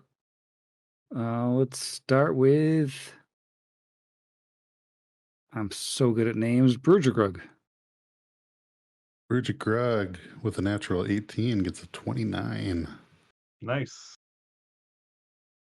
All right. How about Nalova? Nalova rolls a mere 6, but still gets a 21. Pretty quick. How about Edric? 19. All right. Dagon 11. and Lim Richard. 14. All right. To begin encounter, Brugergrug is up first. All right. Bridget Grug will begin weapon already out and make that esoteric lore check to attempt to exploit vulnerability upon this dinosaur. Oh, that's better. Depending on its DC, you can tell me whether, by level, whether that 32 is a success or a critical success. That would be a critical success. Nice. Yum. Love to hear it. That means that I have such an insight with knowledge about this creature. I learn all of its resistances, weaknesses, and immunities, any deets pertaining to those as well. Well, it is, as a robot, resistant to bludgeoning, piercing, and slashing, but it does have a weakness to electricity. Nice. All right. Well, I can exploit that mortal weakness with treating it as though I get to apply it as though I'm dealing electric, even though I'm not actually dealing electric. And sprinkling some, I don't know, zappy doos along his sword, because I'm really good at the RP this late in the evening. Just rubbing it on rocks, a carpet nearby. Yeah, rubbing some static electricity. See, you're so much better at this. Bridget Grug will then make a slash with his striking sword. Oh, we're going to use that hero point. And speaking of that hero point, we did just get an anonymous donation of $15. They said that they couldn't handle the number not being nice and round, so they rounded it up to a nice even 800, which is amazing. They did not, however, mention who they want it to go to, so I will leave that up to the GM. All right, I'm going to roll a D2 for our two remaining guests who haven't gotten a hero point. So 1 Heath, 2 Tyler. Oh, it makes it a coin? That's fancy. Heath, you have a shiny new hero point. Nice. Woo! I'll live forever. Yay! Thank you, donator. Thank you. Yeah, Donator. Donor. Thank you, Anonymous. Hey, that nice round 800 feels great, you know? Yeah. All right, hero point reroll. How does a 28 sound? Ooh, that sounds like a definite hit. Nice. And it would be off guard with this flank. I don't know. I doubt a 30 makes it a crit, but it doesn't quite. okay. I had to ask legally. And then I'm just going to throw this attack on with that weakness applying on your end. 15 plus weakness, whatever. Okay. That's action 2. And then for his third action, he's going to just kind of curl up a bit to splay out his bone spines. It's an action called Bristle that lets me get a +1 to AC. It's like raising myself as a shield. That's really cool. Oh, dang. Shit's awesome. That's all 3. All right. That'll take us to Nalova. You are still invisible, I think. That is true, actually. Yeah. Honestly, everybody seems to be okay at the moment. I don't have a buff spell now at the moment because I already used Bless earlier. I probably should have prepared more than one. Oh, well, let's go ahead and make a ranger impression. I'll go ahead and hunt prey against this robot. Draw my bow. And let's go ahead and use Hunted Shot. Why not? So I'll go ahead and take 2 attacks. If both hit, then they combine for the purposes of resistances and stuff like that. So at least it only applies once as opposed to each time. So strike the first. That is a 23. I don't know if that's going to do it. Yeah, that hits. Okay, nice. And then strike the second, because it does matter. No, a 10's not going to do it. So, Just the one hit. Yeah, that's all right. Plus, I have emblazoned armament my bow, so it's a total of 10 points of damage. All right. And that's me. One arrow goes wide. Dodge that one. I'll get it later, even though it doesn't matter. All This right, isn't and first that will edition. bring us to our pioneering Hadrosaurid. It feels a little bit bad that it's in melee because its mouth drops open. And you notice that as its mouth drops open and its jaw stretches out farther that it should, that its tongue looks weirdly metallic and looks a little bit like a missile, as this is the rocket launcher, but it's in melee. I knew it. So instead of launching any rockets, which would be fun, it's gonna swing its tail. It's gonna go to Brudgergrug for the tail. That is a 26 to hit. Ugh. So many cool things made it add up to a 25, but that's still enough. Well, bad news. I did roll boxcars on the damage. You are looking at Ugh. 20 damage. Ouch. And then it's gonna swing its tail around at Edric for the next one. With the map, we're looking at a 22 total. 22 misses. All right, nice. That's a shame. I think it's a robot. It's smart, and it probably knows that it can't really do much to get out of the flank, but it's still. Let's see, what does it have for skills? Yeah, it's just gonna take a little 5-foot step, just so it's not automatically flanked the whole time. Yeah, Edric is up. All right. It just didn't get tailed. Which is great. Edric will use their first action to draw the guy's arm. And then second and third action to slam down. So for this, if I hit, I attempt a trip afterwards. All right. So we're looking at a 30 to hit. That does indeed hit. All right. So he's going to take an amount of damage, 19 damage. Oh, good start. Yeah, definitely. And then nat 20 on the trip. It sounds like a prone dinosaur. So it's a prone dinosaur, and it's so prone it took 3 points of ouch my behind damage. Ow. I said sit. Oh yeah, this was definitely worth the money. That's my turn. All right. Limricky, you're up. That dinosaur's butt hurts. I'm sorry. It's Lim Richard to you, Lim Ricky to my friends. Let's be real. There once was a Hadrosaurid whose battle was rather torrid. But we knocked it down. It's laying on the ground. Let's beat it something horrid. So everybody is inspired within 60 feet of me.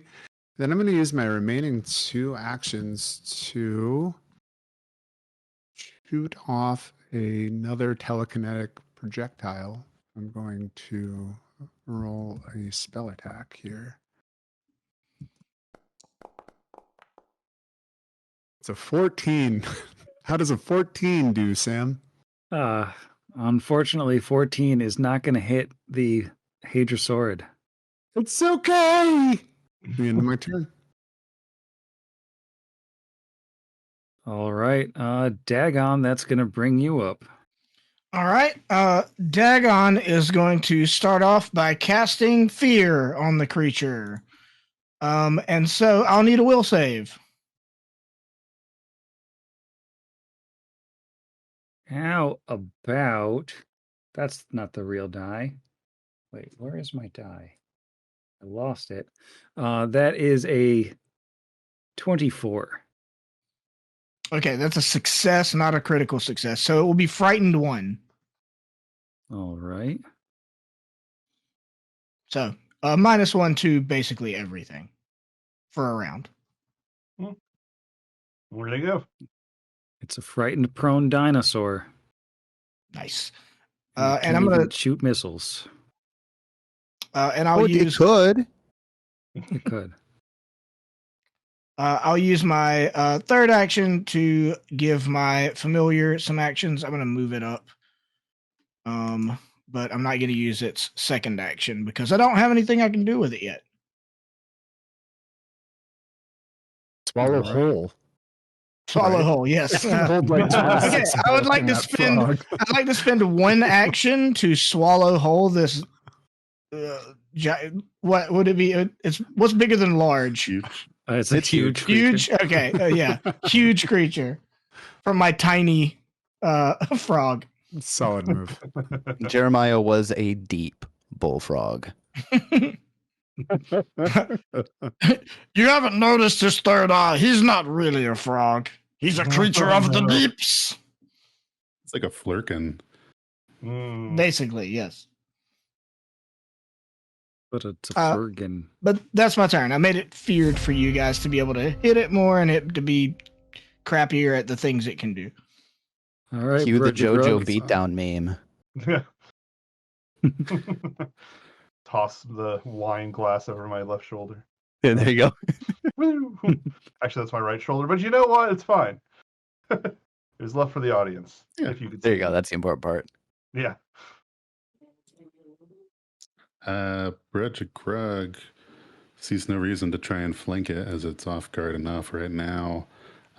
He will, for the first time tonight, use his Duelist's Challenge. So he sees it and he kind of makes, gives it a look with his Duelist dedication. And basically I get a circumstance bonus equal to the number of damage dice on it. If I hit only this creature, anyone else I'd take a penalty on. So it's pretty great on 1v1. And then I shall, so that's action 1. There it is for posterity, for the stream. And then he shall strike with his Roka sword.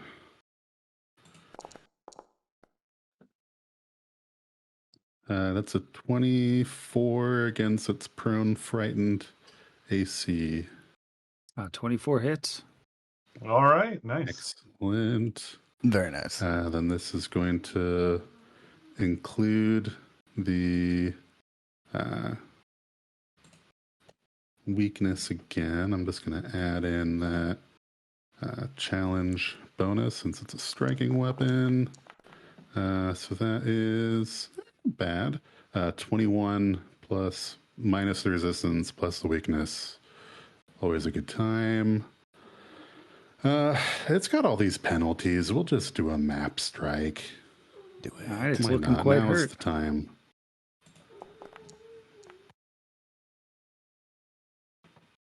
Uh, 18 with all the negatives. Does Frighten lower AC as well? It does. Then that is a hit.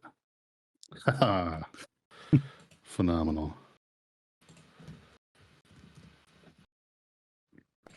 Then here is not nearly as good. 14 plus and minus. And I didn't bristle this turn. Maybe I'll regret it, but that's it. You probably won't regret it because that was enough to take down the All Hadrosaurus. Nice. Awesome. right. There we go. It died of fright. Well, that was fun. It was definitely very scared as it died, despite being a robot. Good. All right. Now let's walk away slowly. Sorry about that. They just, attacked us outright. We're just going to leave it alone and keep looking at the rest of the exhibit. And the seemingly executive barbarian is sort of rushing over to check on the broken dinosaur. As it appears, That thing the nearly final killed me. it appears the final barbarian guard has abandoned his post. Okay, then I guess let's head into the tent. Well, before he gets distracted. Thinking he's speaking softer than he is, Dagon's like, "Yes, the oily black stone of the Leviathan shall be mine." I don't think that's what this is, Dagon, but all right. You heard me? It was Yes. quite loud. You have to work on your Little, volume control, I think. I'm You're being not very under- quiet now. You're not you're not underwater anymore. So It is quite the adjustment. I would imagine, yeah. Nalova, Alright. do you have a heal to spare by chance? I'm Yes, quite injured. absolutely. A bucket of water splashes on your head immediately. Let's see here. Yeah, I'm down 27. Okay, well here, I'll do... All right, that heals you for 22 using I'll take my it. second rank heal spell. All right, Thank you. sure thing. You also have 10 temporary HP for 1 minute. Yeah, there you go. Awesome. Where'd that Okay. get in that tent? I Let's believe get our in. intent is the going tent. As you step up Do to it the quickly. mysteriously black opening of this tent in a tent. Yes, let's do this. It's a really small tent. It's like a 2-person tent. If anybody's got consumables. Yeah, I just chugged a Cheetah's Elixir Moderate. It's a strong smoke 'em if you got 'em vibe right now. I don't know why you think that. You step through the flaps of the tent inside the tent and inexplicably find yourselves in a building made of stone, which appears to be about 4 times larger than the tent you just entered. And it looks like it's been around for quite some time, even though it's in a field where there were no buildings like a day ago. And it also looks like someone took the time to dig a C-shaped bottomless pit around a small platform in the middle of the room, where a small cluster of humanoid skeletons are arranged around a central table, seemingly reaching out for its contents, which honestly feels a little bit familiar, but it's probably nothing. Sitting upon that table in that little central dais is a semi-translucent purple rock that glows with a mysterious inner light. Tiny star shapes are suspended in the stone, and the light projects through their shapes, and it's sort of throwing star shadows out on the walls. Yep, that's the Leviathan stone right there. It's really Yes, pretty. yes. Yeah, it is. It's a shame it will rot our brains out. Right. Do we just throw the bag at it from here? I'm kind of unclear. That's probably not a great idea. What if it falls down the pits? It is our only Madness. bag. Madness is the price you pay for the knowledge of the deep. I mean, Dagon wants to approach the stone and try to take it. Yeah, Go for it. I'll hand over Don't the forget bag. the bag. Yeah. Don't forget the bag. Jeremiah, bag. No, not Jeremiah. I'll put it in Actual Jeremiah. It's not a problem. We have an actual bag. Supposed to be a special bag, I think. All right, give me the bag. It sounded like plops to me, but here. Thank you. All right, Stone, come with me to the Leviathan. He goes to grab the stone. As you reach out for the stone on this little table here, there is a flash of light and a quiet beeping sound. And then there's someone else in the room with you, standing in front of the big, elaborate stone door that's been in the back of the room the whole time. This person is clearly made of metal, but his unblinking blue eyes look biological. other than the fact that they don't blink. He twists his metal face into a mockery of a smile, and he takes a step forward. And he says, "Hello, friends. I regret to inform you that this exhibit is closed. My apologies for the inconvenience. Please exit via the door to your south, or I will be forced to harvest your eyes, fingers, and tongues for science." I'm using all of those, though. Here, I'll tell you what. I actually have a magical prosthetic eye that I bought. And Okay. and he pops it out. He's like, "You can have this eye for the stone. Since you want eyes." That will be one one eye. I will require, and he counts all of you, 9 more eyes. Oh, no, it's this eye is magic, though. That counts for at least 3 more eyes. That's it. Even if that eye counted as 3 eyes, that would still be a 6-eye deficit.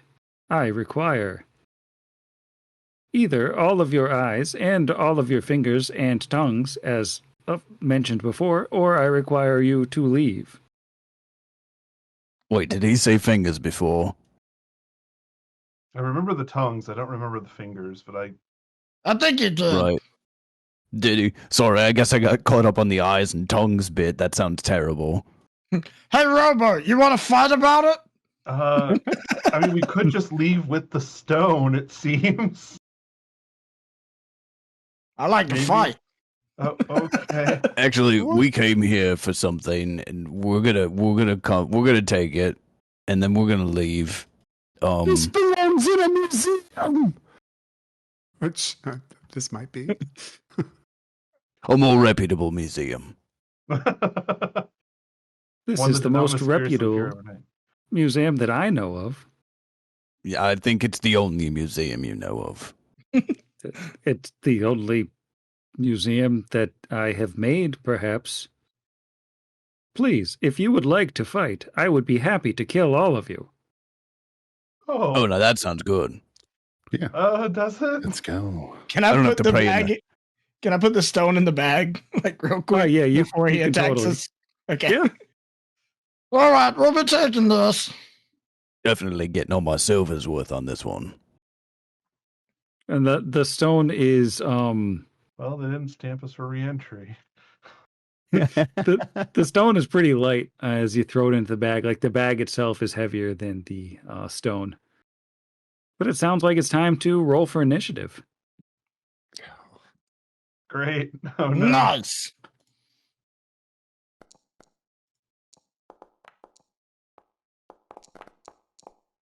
Which one of these is mine? Oh, it's the highest roll I have. Oof.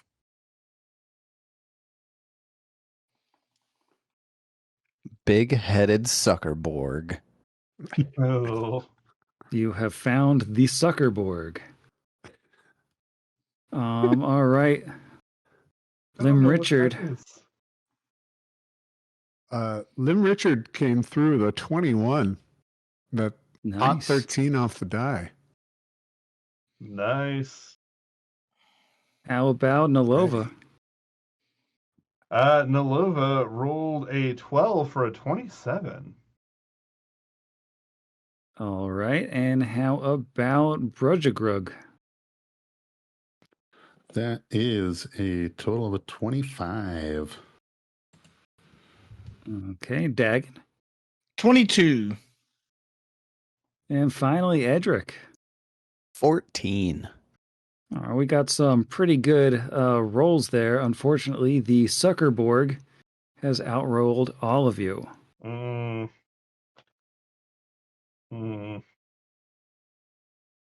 So let's see. What the Suckerborg is going to do is he's going to just quickly press a couple buttons on a little panel on his arm, and then suddenly he is surrounded by like a glowing field of energy that it seems like that could be pertinent. And then he is holding in his hand that has like a sword like built into his glove.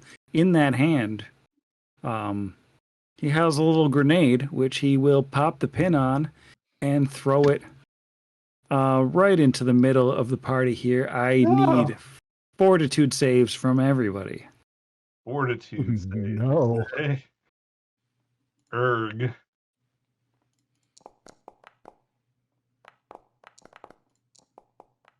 Wow.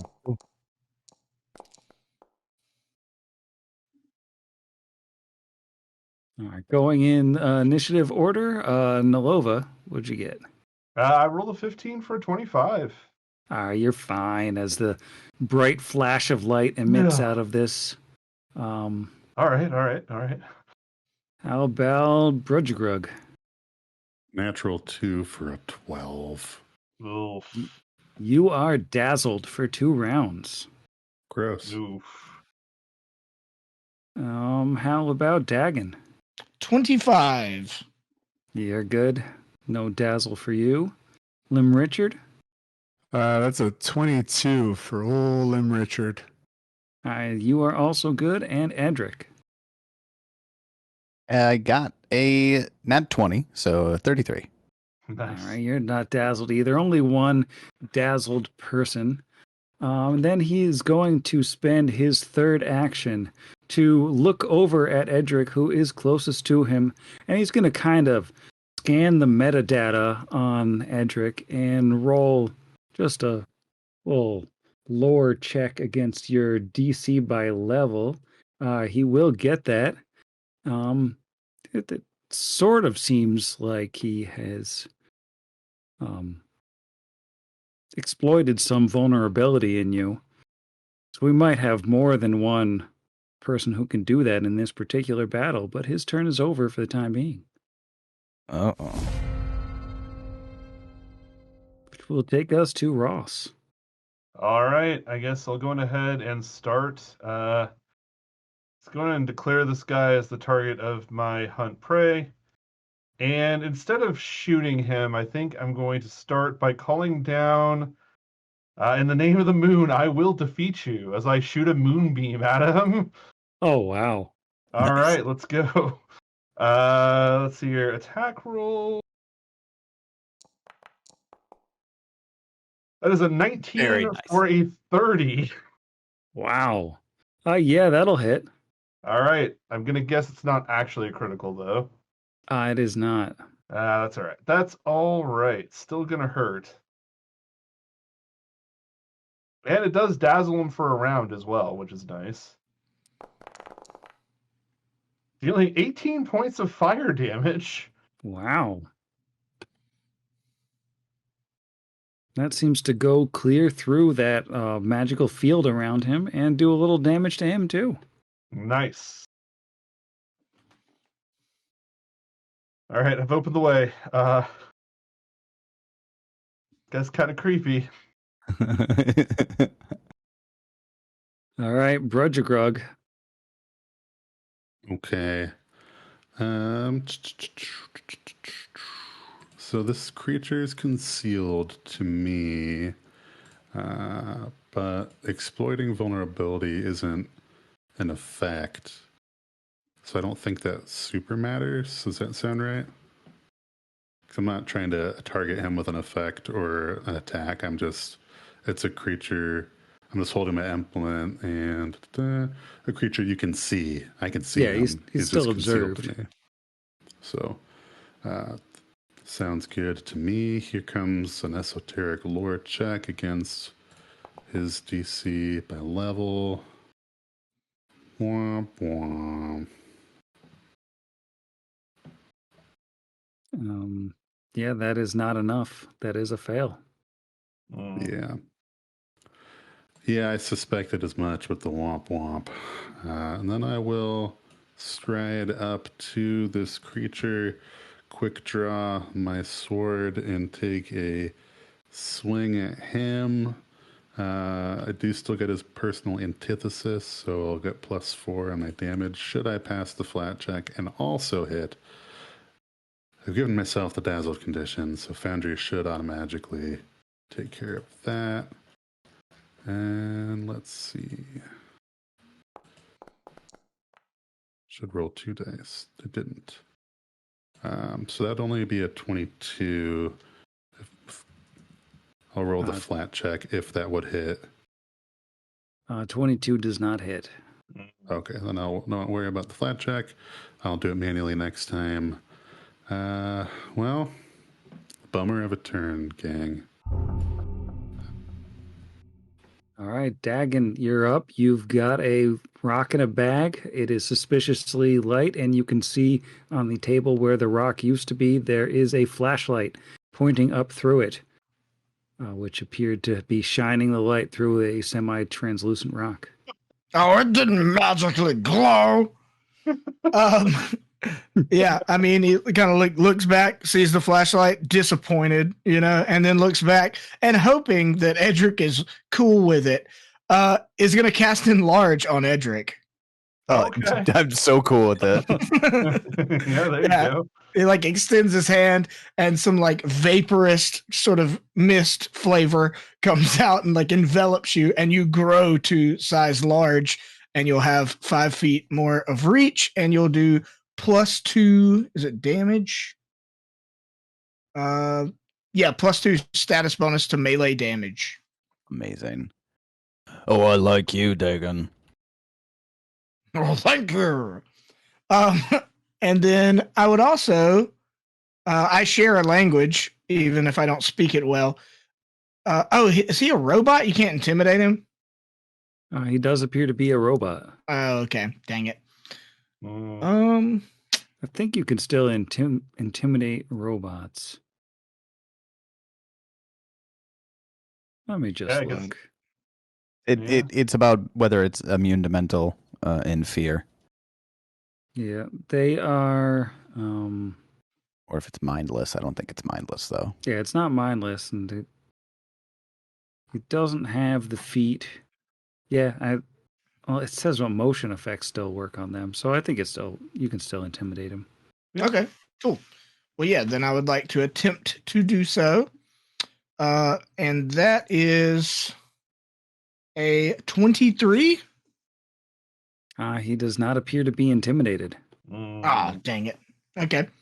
All right, well, that's all 3 of my turns. My Jeremiah, my bullfrog, does have independent, and so it will use its 1 action to move, that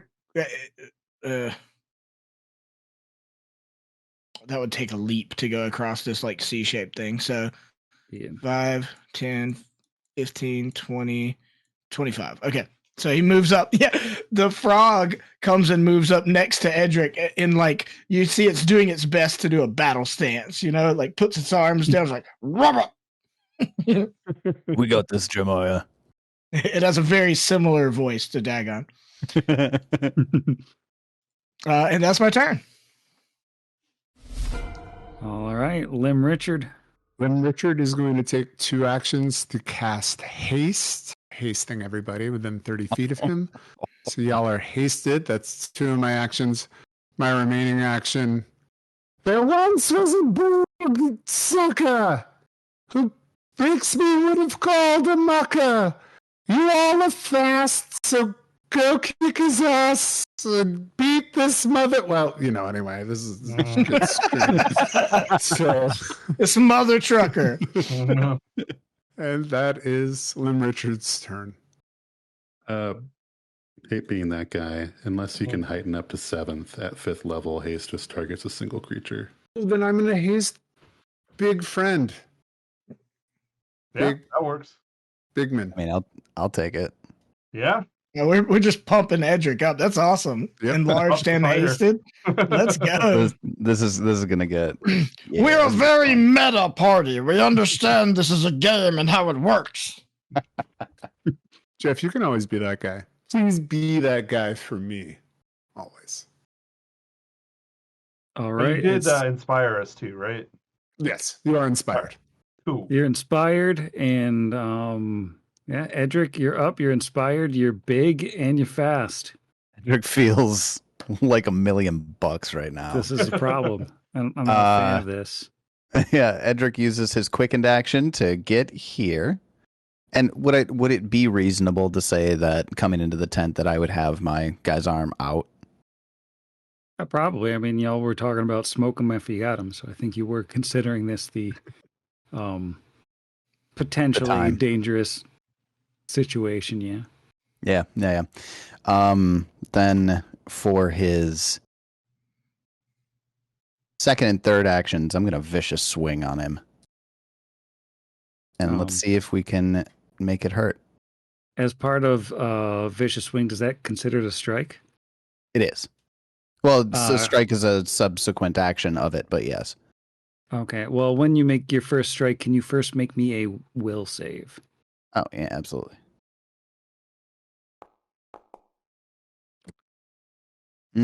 15. Take my hero point, please. Now it's up to Sam. Sam, come on. We believe in our socialism on this hero podcast. points transferable. Our hero points, comrade. I mean, on our regular show, we do definitely allow the transferring of sky medals. So I think I'll be consistent and I'll allow you to pass over this hero point. You are a kind God. You are Actually, a kind God. hey, keep yours because I have 2. You take one of mine. Oh, There you go. Well, I get a 29 instead. I rolled very well on the comeback. nice. Well, despite the fact that the Zuckerborg is ringing a bell while you try to hit him, it doesn't seem to do anything. It's just Very it's focused. just ringing a bell in your face. Then we're going to go ahead and make that strike. Oh, gosh. 19 to hit. 19's not going to do it. It's unfortunate. But with a third action, they will attempt to trip the Zuckerborg with a big map penalty. 18 against Fortitude DC. That will not hit his Fortitude DC. It doesn't critically fail, so you don't fall down, but that's nice. He's still up. That's my turn then. All right. Well, the big-headed Zuckerborg is up. He does know if you have any specific weaknesses, as he rolled to exploit your vulnerability before, Edric. Do you have any weaknesses to tell him about? Oh, yeah, absolutely. Kittens. No. Edric just melts for kittens. No. Well, I think that, let's see, what's he going to do? Where are my... I think he is going to start by just doing an intimidation on Edric before he tries to hit him. He's just going to say, You have attempted to harm me. You have attempted to come into my place of business. But you are a mark for the Zuckerborg, as everyone else is. Wait, are you saying that plops that Garrett was talking about is true? This whole thing was just that was the whole joke that this whole thing was. 27 on the intimidation check to frighten Edric. Yeah, definitely a success, not a critical success. All right. And then he's going to stab you. Is his sword meow as it cuts my flesh? It's weird. Like only you see it, but it looks like it's a kitten biting you. Oh. Fluffy, no! That is a 25. 25 hits. Ugh. Not the murder mittens. All right, I got to do math on this one. That is 22 slashing damage from his Stabberino. Ouch. And, including the weakness? Yes, including the weakness. Because you don't have like a weakness specific to some type of thingy. And he's going to stab the thaumaturge next to him as well because he doesn't like being flanked. That is a 27 to stab. You can Yikes. give Yeah, kittens. I'm stabbed. Hi, kitty. Say hi. so Oh, that- oh gosh. Yeah. Oh. Better roll, but less damages. That is 19 damage.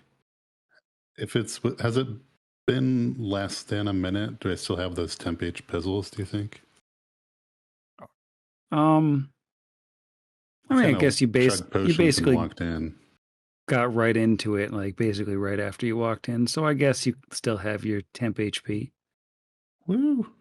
Nice. Thank you, Dagon. You said it was 19. Yeah. All right, the Awesome. Suckerborg is finished. That was 3 actions. Sailor Moon is up next.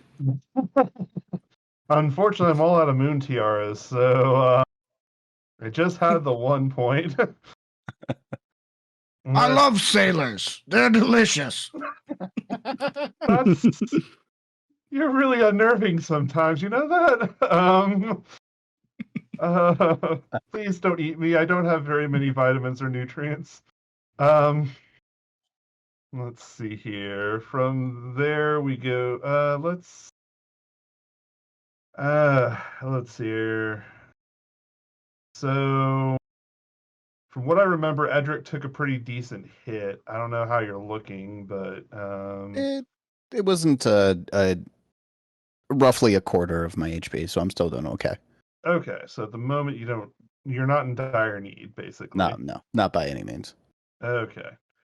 So I'm still inspired. I guess what I'm gonna do then is let's see here. I do use a longbow, which means I probably need to step back some. So I'll use an action to stride back. And now that he is further away, I will use hunted shot. Let's go. Attack the first is a 27. A 27 will hit. And attack the second. Only a 17. I don't think that's going to do it. Nope, just the one. Alrighty. That's okay. So, technically, alright. Oh no! Oh, Double ouch. 1 damage, so that's That- only 4. What kind of damage is that? It is piercing damage. Okay, because you're using piercing damage, I would like to use a reaction spell called Brine Dragon Bile. Oh. So I spit a glob of caustic salt water that stings the wounds of the creatures. I've got to make a ranged spell attack against the creature's AC. On a hit, salt scours its open wound, dealing 2d6 persistent acid damage. Oh, nice. What That's a amazing. spell Can you name. post that? Yeah, That is super of course cool. I can. That was there's like 2 or 3 spells. I was like, I don't care what happens. I'm getting these off before the end of the night. Okay, but I've got to make a spell attack roll. What is your bonus to that? It's just It's whatever your ranged attack is. what's your Oh. spell DC? 21? So it would be an 11. Yeah. A plus 11? Yes. Yeah, plus 11. Okay. Okay. Yeah, Gotcha. I get you. That's a natural 1. I have 1 hero point remaining that I will cash in right now, so that this Boom. amazing spell doesn't, or has the potential to not leave me sad this evening. Okay, 16 on the die, Nice. 27. Okay, Oh, there we 20. go. 27 hits. Nice. Amazing. All right. So then, how much was that? That's the wrong spell. Dadgummit. I keep clicking on Briny Bolt because Brine is in the name. Okay, 2d6 persistent acid damage. So that means that'll trigger at the end of his turn. Okay, so on his turn, he takes 2d6 acid and... All right. Mhm. Yep. Which is Please. persistent, so you'll roll to overcome Yeah, it every flat time, check. right? Yeah. Yeah, you Yeah, take the the flat damage check. first, and then you make the flat check. Yes. Right. All What right. does this mean? And all right, that was awesome. And he sees your damage doesn't quite go through. It's like, I got you. Right, thanks. And from there, I'll go in with my last action, cast shield on myself, because yeah, I don't think he's gonna come after me, but it's something to do. He's gonna run through everybody else and come after you. Oh man. Please do. Yeah. It worked so well for me last time. Right? All right, Bridgegrug. All right. Bredgrug is going to declare his duelist challenge against this Suckerborg for his first action, and then we'll make that flat check and see if I can't land a hit. Is my last round of Dazzled. I wish that was my strike, but 15 means I can at least get through the concealment.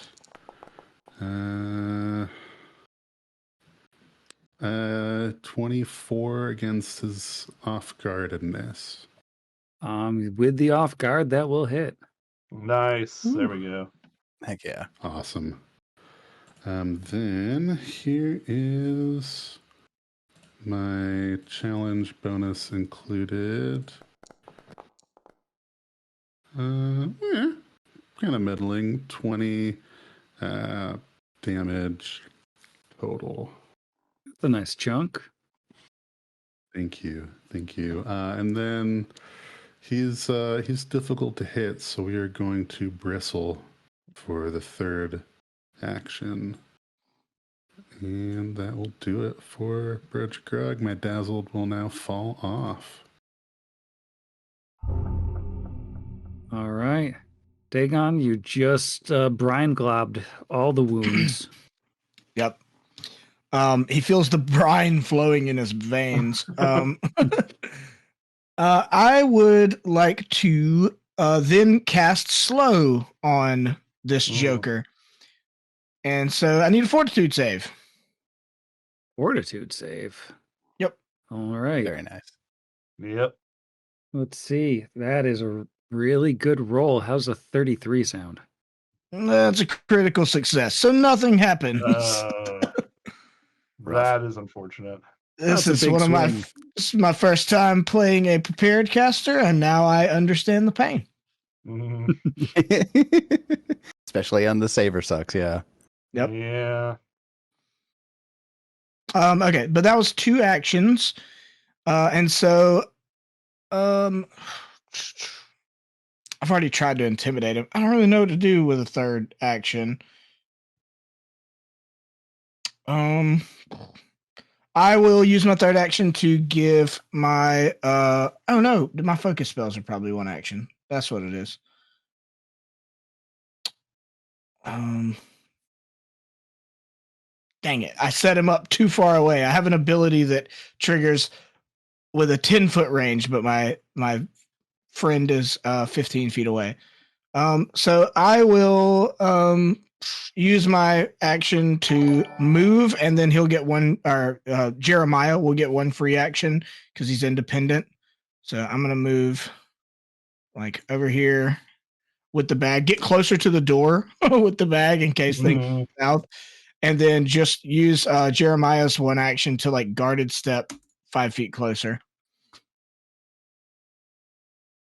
All right. I'm setting stuff up. I'm not being an idiot, I promise. That'll take us to Richard. Okay, you keep doing this to me. There once was a boat that we all got together and fought. I'm sure you'll die soon. Can't you hit him with the moon? All right, now go take your shot. So that's inspiration again. I'm so proud of you for getting through this many of these. Look, Yeah. I know it's a struggle, but you're getting the job done, you know? Rolling into hour 13 of the stream and you're still busting out limericks. It's what carries me at this point. Why not? Let's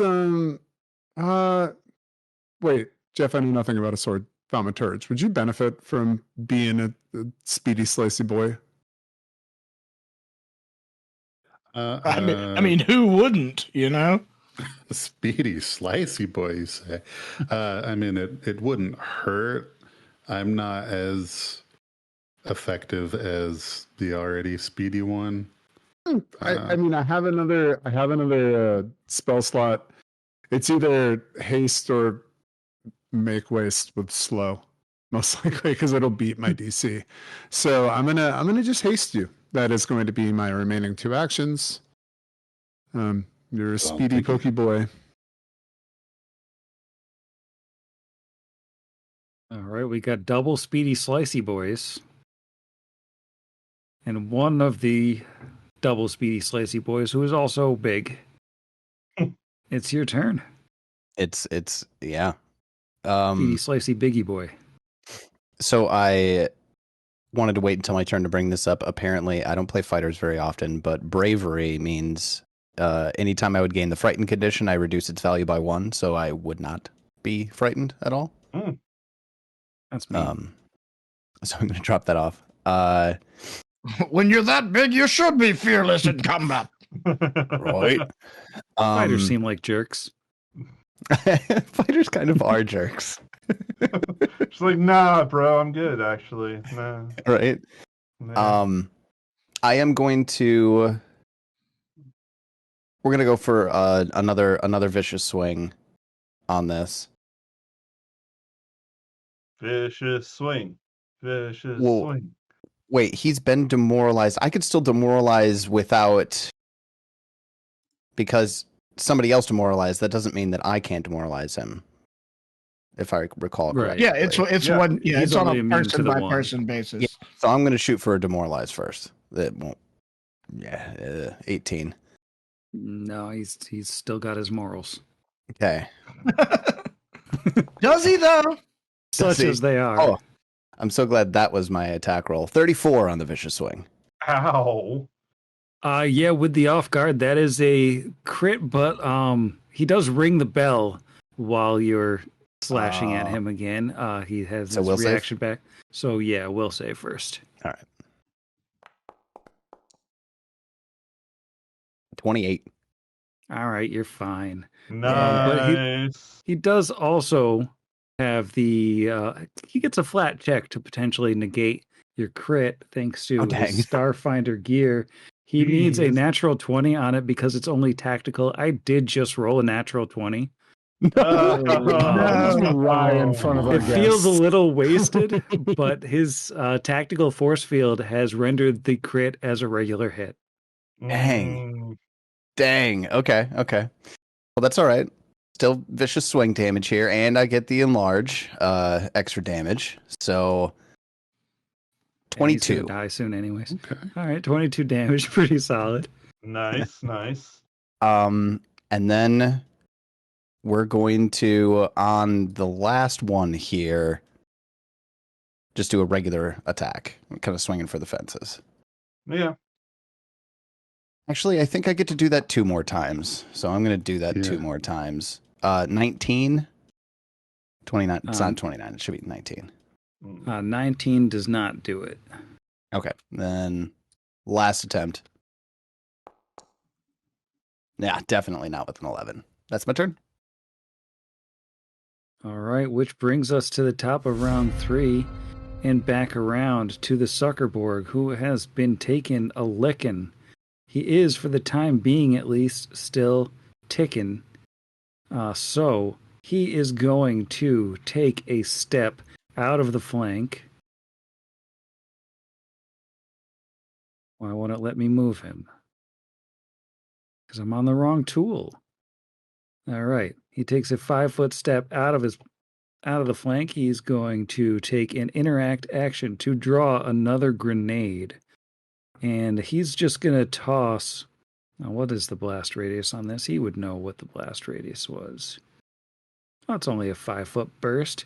He's going to just chuck a grenade right in the middle here for Jeremiah, Rudgegrog, and Edric to make. Awesome. I'm gonna hit him because he's throwing a grenade.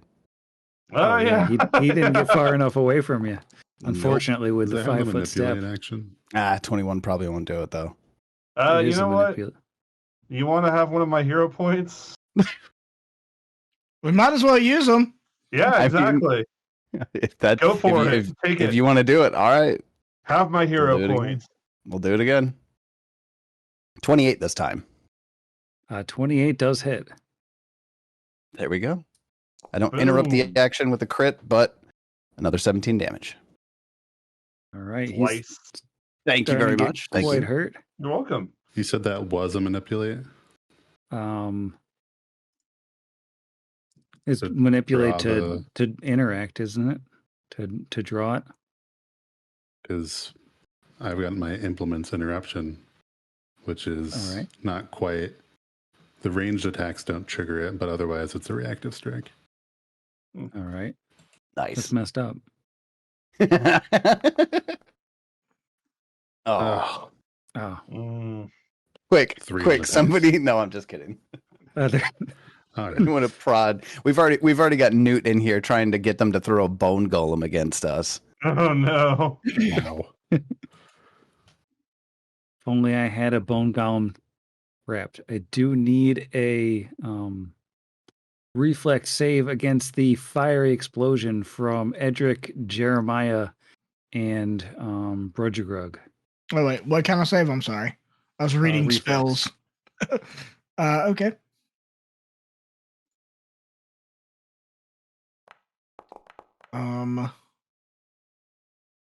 Oh, I realize this is my pet. I don't actually know what the difference is. Okay. 24. All right, 24 is a regular pass. Okay. How about Edric? 28. Also a regular pass. No, actually, yeah, the regular pass. And Brudgergrug. Also a 24. All right, so everybody passes. You will be taking half of 4 fire damage. So 2 fire damage to each of you. That was super worth it, is what I'm saying. Grenades definitely fixed from first edition. Totally worth it this now. Totally worth it. Good. Oh, and now he has to take 2d6 persistent acid damage, I believe.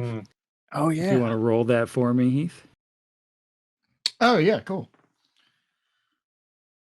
The acid, it burns. 8. Ouch. Ow. I rolled 2 4s. All right, and I will roll my flat check to get rid of that. 15 on the dot. That does it. Yep, that'll get over it. Not that it matters, because he's looking rough. He's looking real rough. And we are Good. on to our cleric. All right. Nilova is going to use her first action to advance. Yeah, right over here. And let's go ahead and begin some spell casting. As I do have a rather big spell at the moment. Let's cast some noise blast. Let's make some noise. So I like it. Let's go. all right, I'll place the burst there so that our good friend is the only one in the radius. And he needs to make a fortitude save. Fortitude So save. bring out the air horn sound cue. I think I might still have that on my phone. No way. How That does wouldn't surprise me at all. That was a 16 sound on that fortitude save. Oh, I think that's All my right, first that is- bad fort save or bad save of the night. that is a failure. Takes full damage, and our friend here, the Suckerborg, will be deafened for a round. I don't like it. Nice. And nice. And that is 24 points of sonic damage. Goodness. Well, I think Semi-sonic damage. his ears explode, Oh god. leaving just 2 wisps of smoke coming out the sides of his head as the Suckerborg collapses into a pile of spare robot parts. And those creepy, unblinking eyes, still just fixed, staring at nothing. But he is dead. You have defeated the Suckerborg. Please don't take my eyes. I said We'll it take- once. We'll take his eyes. Yeah, the eyes of it. You know, actually, replacing eyes is really super easy these days. You just go to a magic shop, they get a prosthetic made, it connects right up to your brain waves and all whatever's. The guy tried explaining to me, I kind of blanked out a bit, but it was really nice. I forget it's there. Not that Dagon you is should gonna go getting your eyes taken out. You know. Dagon is gonna go try and start prying his eyes out.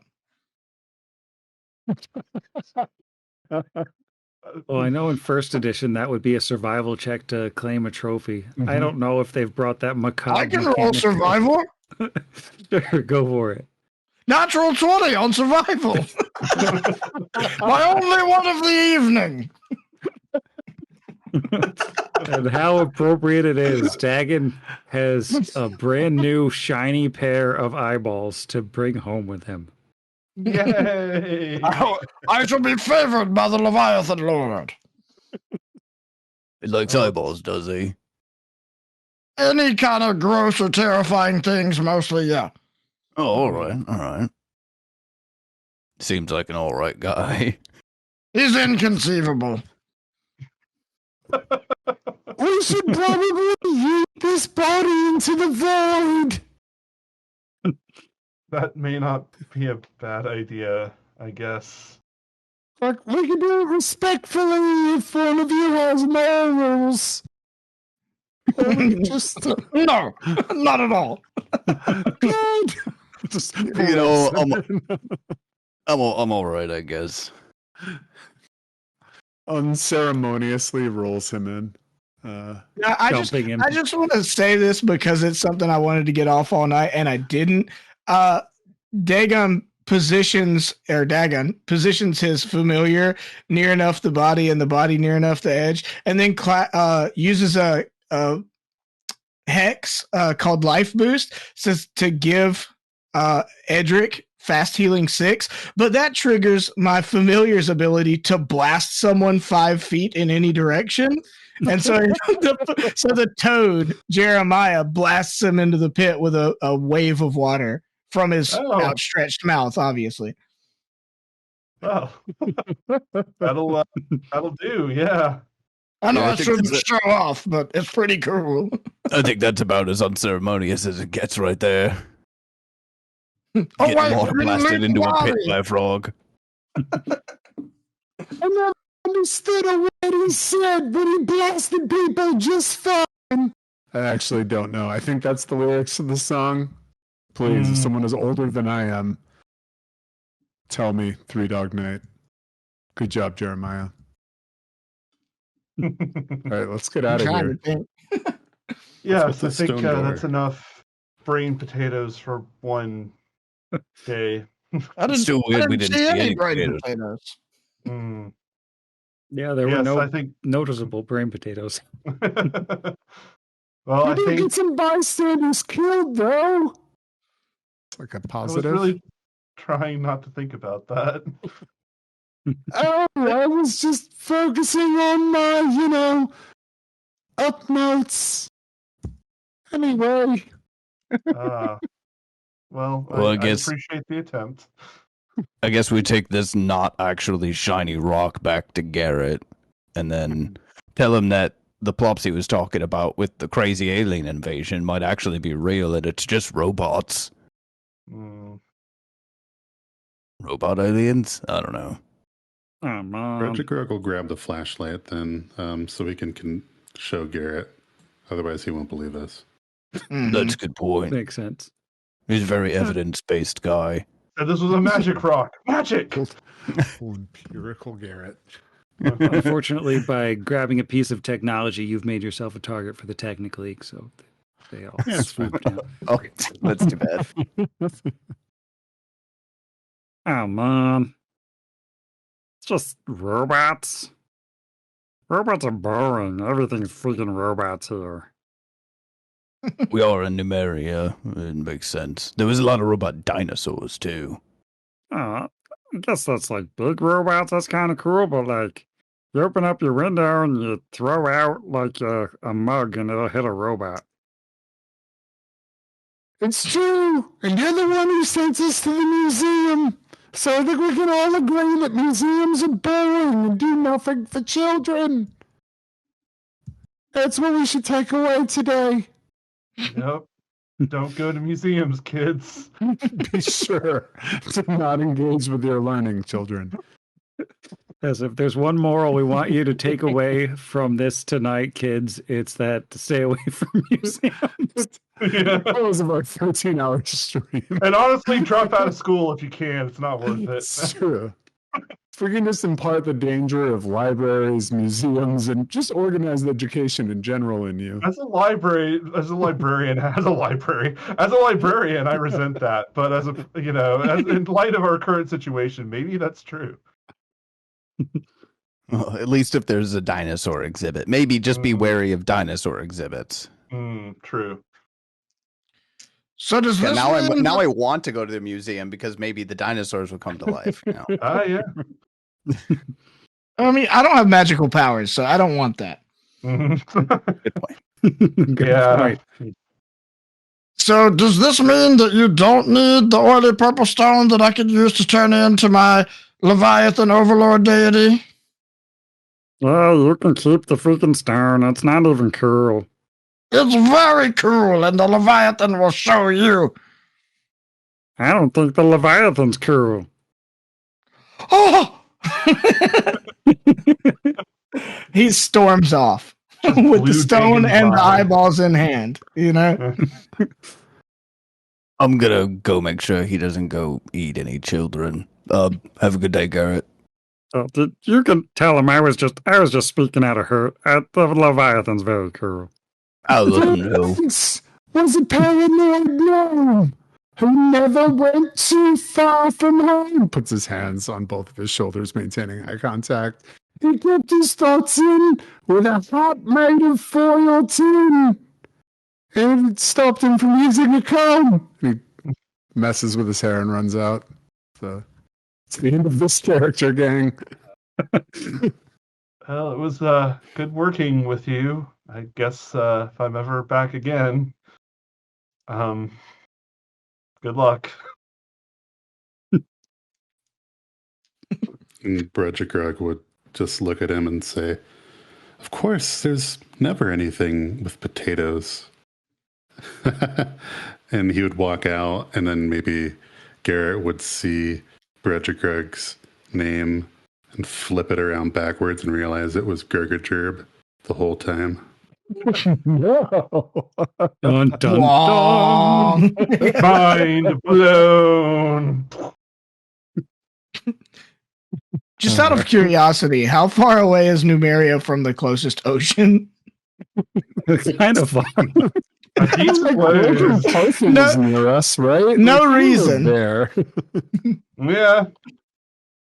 Yeah, there's a big map or a big lake near it. Yeah. The Lake of Mists and Vales isn't far. Yeah. That's almost certainly not where Dagon is from. So I'm just imagining he has to spend like 3 months getting back to an ocean. He just has to walk and walk. I think it's more like a sad, like 10 feet per minute, like mud skipper style move, or like a catfish. It can't be He has like to flop the whole way. way. Yeah. Oh, it's 3 really, months. really far. Like 1,000 miles far. It's a really long ways away. That just adds to the mystery of how Dagon even got here in the first How place. does he even get here? It may be difficult to find a farther place from any oceans than Numeria in Galarian. He was the alien the whole time. Well, thank you all for joining us, our guests. This was a lot of fun. I hope you guys had fun. Oh yeah, absolutely. That was great. Thank you. Thank you for everybody who came out and watched the stream and supported Extra Life and just donated a huge amount of money to charity. We really appreciate that a lot. It's obviously it's pretty personal for me right now. But this was awesome. This was a lot of fun. Thank you to Jiro for being on here for infinity hours. Yeah. Yeah, Jero. Woo! They're falling asleep at their computer. Yeah. 13 and counting. You can unmute yourself. You can talk at any time, Jiro. We know that you can. Greg's just disappeared. That's the Jero's gone. That's the perfect response, even if it's on accident. Well, we are depending on him to end the stream, and now we're just stuck here dangling in the wind until he does. Forever. He's just sleeping on the computer. We're all stuck. This is the stream that never ends. Oh no. Normally I say I'm going to bed, but I can't actually stop the thing. So I said, Oh no, we my have to power. do another one shot until Jero wakes up. All right, well, there's this dinosaur exhibit now. It's been a ton of fun. I'm so glad Yeah. that you invited me to this. I love hanging out with you guys. I love playing games with Heath. So glad I got a chance to meet you, Ross. That was tons of fun. That was And a you lot too, of fun. Zach. Playing with you was tons of fun, Zach. I loved it. And Jeff, you're great Yeah. too. You and I have played plenty of STF cons together, and I love being in parties with you. So it was just great. It was great fun. Thank you so much. thanks for coming. Yeah, absolutely. Thank you for having me as well. I definitely had a great time, and that was for a great cause, and yeah, that was a lot of fun. Y'all are great. Thanks for coming out. I agree with everything they said, because at this point it'll be redundant to repeat it. Ditto. Yeah, I was like, no, I do appreciate it. I love doing guest spots, getting to play with new people, getting to play with people I've played with. These are always a blast. Woo. Y'all were the best. Thank you Yeah. so much for making this special and enjoyable and delirious. Well, that part was on you guys. Excellent. Congratulations on making it all the way through, though. Yeah, seriously, that is one heck of an accomplishment. So I'm glad I've got a new back pocket character to play in any other one shots I get invited to. Yes. Also I love fun. Dagon. It was So great. Dagon is actually a deity in Galarian, right? Well, I mean, originally it's a Lovecraft story, which is why I Right. picked the name. But yeah, Humble beginnings. This is literally how it starts, I added the G to be legally distinct. There you go. The two G's. I saw that. Who did your mini? Pagan double Because I absolutely love the mini, and you said one of your people was helping you. Yeah, my partner in crime over on the STF Network's mini podcast shows, John Thomas, is a Hero Forge wizard. And honestly, I was unreasonable, and he's awesome because I hit him up at 1:00, 1:30 today. I was like, "Oh, hey, do you want to make my character on Hero Forge for me?" And he's like, he gets so wrapped up in it, and I was like, "This is so much more than you had to do." This is so good. The Hero Forge art and the mini and everything. He spent 4 hours working on it. So what a champ. Oh, thank you, John. Awesome. Now I'm legally required to use that character again. Yeah. Absolutely. Yeah. What was the ancestry again? A Thamaru. Thamaru. Or There used to be Athamaru, the I'm not Gilman sure. in 1E. Okay, gotcha. There it is. He definitely has that. Heath and I were talking in DMs earlier. It has that Innsmouth, vibe. Yeah. That's what I was going for. And apparently a Thamaru can be kind of any variation of fish that you want. I've heard people that did the clownfish Finding Nemo kind of style of a Thamaru. And I was like, no, this needs to be an Innsmouth squisher, It looks great. Good times. I really didn't give him much guidance either. I was like, he needs to be scrawny, tattered, and wet. Have fun. Woo! He hit the mark. Nailed it Yeah. on all accounts. Well, I'm sure you guys want to like stop being on camera and on microphone. I'm feeling pretty scrawny and tattered at this point. How wet sure. do you feel though? Maybe when I dive into a large glass of alcohol. We'll see what There you go. happens. But yeah, Okay. well, I Well, guess, yeah, thank unless you. you all need something else from us. I mean, no? I think we're good. I'll just continue to listen to your voices and your requisite podcasts. Thank you so Awesome. much. It's very nice Of to course. play with all of you. It was, like I said, it was tons of fun. If you ever do anything like this again, hit me up. Absolutely. Yeah. Definitely let me know. Yeah. But, Ditto. yeah, Sounds good. All right, y'all have a good evening and see you around. I Bye bye. Bye. You guys next time. Thanks. Bye. Okay, so I will pop back in after that to thank again, as Sam did earlier, everyone who has donated and everything during this stream. Thank you all so much. We hit $800 total, so 300 over our goal. We almost doubled it. Just amazing. Thank you so much, and hope everyone enjoyed the stream. We will most likely be putting out parts of this later, both in podcast form as far as our machine learning and our Q&A session with our freelancers, and most likely this Brian, as well as putting up the video kind of separated out on YouTube at some point in the future. And the archive here will stay up for about a month in the meantime. So again, hope everyone enjoyed everything, and thank you so much for donating. It's to a very good cause. And it is 11 o'clock at night. The stream says it's at 13 hours and 7 minutes. I'm going to bed. Against the machine.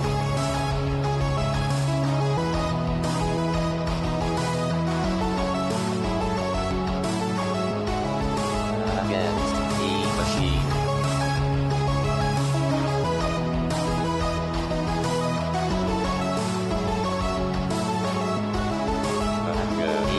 Against the machine.